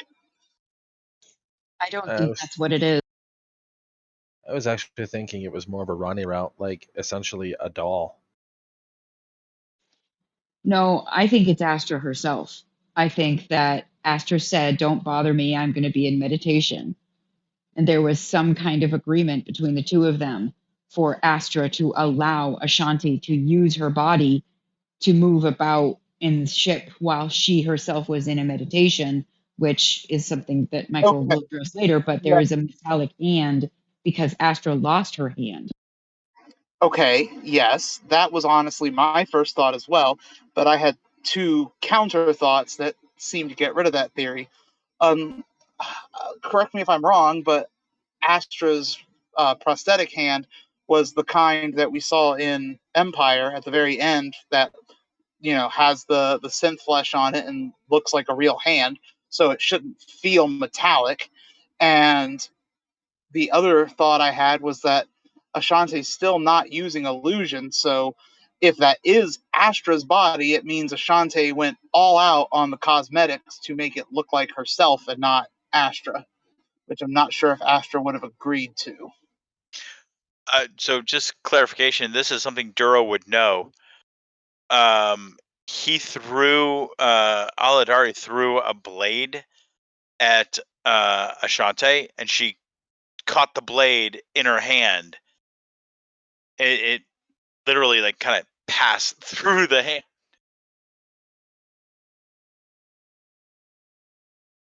That was their fight in the medbay room that he was being held prisoner in, right?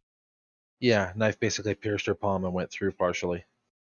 Okay, so it also seems to me like Doro has a good point, but knowing Ashanti's desire to look like a badass, the chances that she would have removed this fake skin covering to have a metallic hand is also likely. But I have a feeling that out of all of the options for Ashanti to be real, it is using Astra's body. And if memory serves, Astra said that they have come to an agreement when she wants to do that, that Astra will give her permission to do that. So if memory also serves, Astra is in such a deep meditation while this is happening.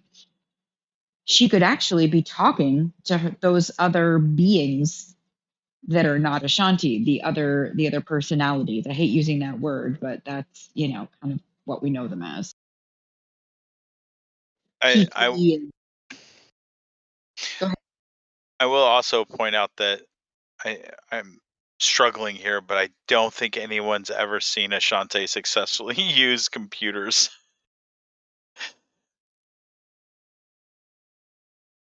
True. I don't know. Like I'll I be said, interested to find out. my droid theory was because of what I knew about the synthetic hand and Astra and Ashanti's last known agreement. Where Astra didn't want Ashanti changing her physical appearance. I mean, you can. If I'm wrong about the hand, and Duro would know that, please correct me. But I didn't think that it felt metallic just to the touch. I thought it was one of those synth flesh ones that looked like a regular hand. Unless I'm mistaken, the phrase he used was cold to the touch. No, I use metallic. Oh, okay. Ever since she took that blade to the hand to the palm, I've switched from cold to metallic. Okay. So Duro would be astute enough. The character would be astute enough to know that's likely what Ashanti is doing. So I agree with you. Um, I can tell you guys if you want, or you guys can approach Ashante and ask. It's up to you, Duro. You're astute enough and wise enough and experienced enough to kind of have this answer. It's your call. What do you want? I just want to know what Duro would know. If the other players, if the other characters would be less sure and want to ask, I encourage them to go for it. It could be an interesting conversation. Duro himself may ask her about it, himself, just out of some curiosity. But as far as what he knows, what he's smart and experienced enough to have put together himself, well, that I want to know, because I feel like I, the player, am either misremembering something or missed some description and screwed myself up on looking at this. So there is absolutely no doubt in my mind Duro would know this. I was just the storyteller, was waiting for someone to simply ask the question. Duro senses life from Ashante. So it's not a droid. And she did go all out. Now, there is no illusion. And it's a close representation. But it's not the perfect illusion. It's not the perfect Ashante that she puts forward with the illusion. There's still Astra features underneath the makeup and the tattoos and the dye and the daddy issue girls. Yeah, I was going to make that correction when Amy said that Ashanti likes to look like a badass. I meant to make that correction. No, not badass. Like she has daddy issues. I mean, come on. Oh, wait, not all chicks with tattoos have got daddy issues. Just say. Right. But tattoos? Like, tattoos. Like, are you talking like real tattoos or those fake inky ones you... Please tell me it's henna and not freaking a needle to skin. Astra's gonna lose her damn mind. Considering the fact that I know she's going to listen to this recording, I'm not going to answer that. Oh, dude. Duro, does that answer your question? Yes, it does. So my first instinct was right. I just I was thinking too much about, or too deeply into it. I thought that the description of the hand was wrong for it being Astra. But okay, I got it. So yeah, like I said, my first thought was correct then. See, you should never doubt yourself. So, okay. So going forward with it, IBs, I know that Kitty is driving, or she's landing in San Antonio tonight or whatever. So there will be a couple of days that she might be able to participate, or would she continue to say, no, my character is in deep meditation so that Ashanti can attend? I will have to reach out to her because currently the understanding was the path that we're going on. I have another question. Oh, sorry, go ahead. Oh, you're fine. I'm sorry. I didn't have my microphone muted. I was chuckling. Oh, does Ashanti have the ability to essentially possess anyone else? It's a good question. Because, yeah, I mean, No recording here. yeah, You can't hear me. Lily is Oh, we wagging heard her you. finger at Michael. Wait a minute. How did you hear? I did a little bit. It's okay. All right, so is it time to stop the recording, or do we still have more stuff to suss out? I think the other things to suss out are more character individuals. Like, Traveler and I got to go over what she saw in his head because we're still fleshing out certain aspects of background and things like that. So there'll be write-ups in the future. Right, and I think that we need to, I know I want to make a character journal entry for Tessara. So are we doing the full 4 weeks, or are we just saying, we're doing a couple of weeks and then a couple of weeks? I mean, I know that Mike asked Duro that earlier. Please forgive me if I missed the answer. You did miss the answer. I said in betweens, as long as they are replied to in a timely manner, should be sufficient, and we should be able to pick up in 2 weeks from their, arriving at our next destination. Perfect. All right, cool.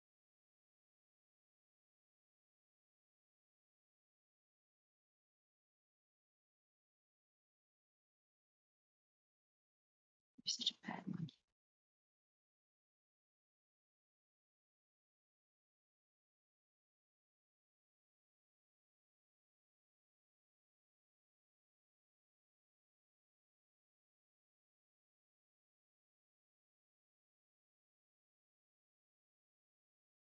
Yay, it's toothless.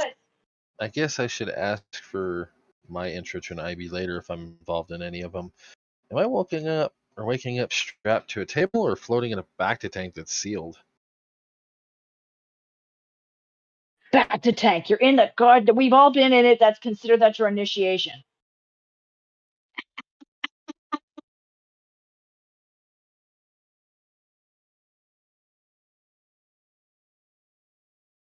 He is lucky he's not waking up on some godforsaken planet with nothing but a blaster with a single bolt of energy in it.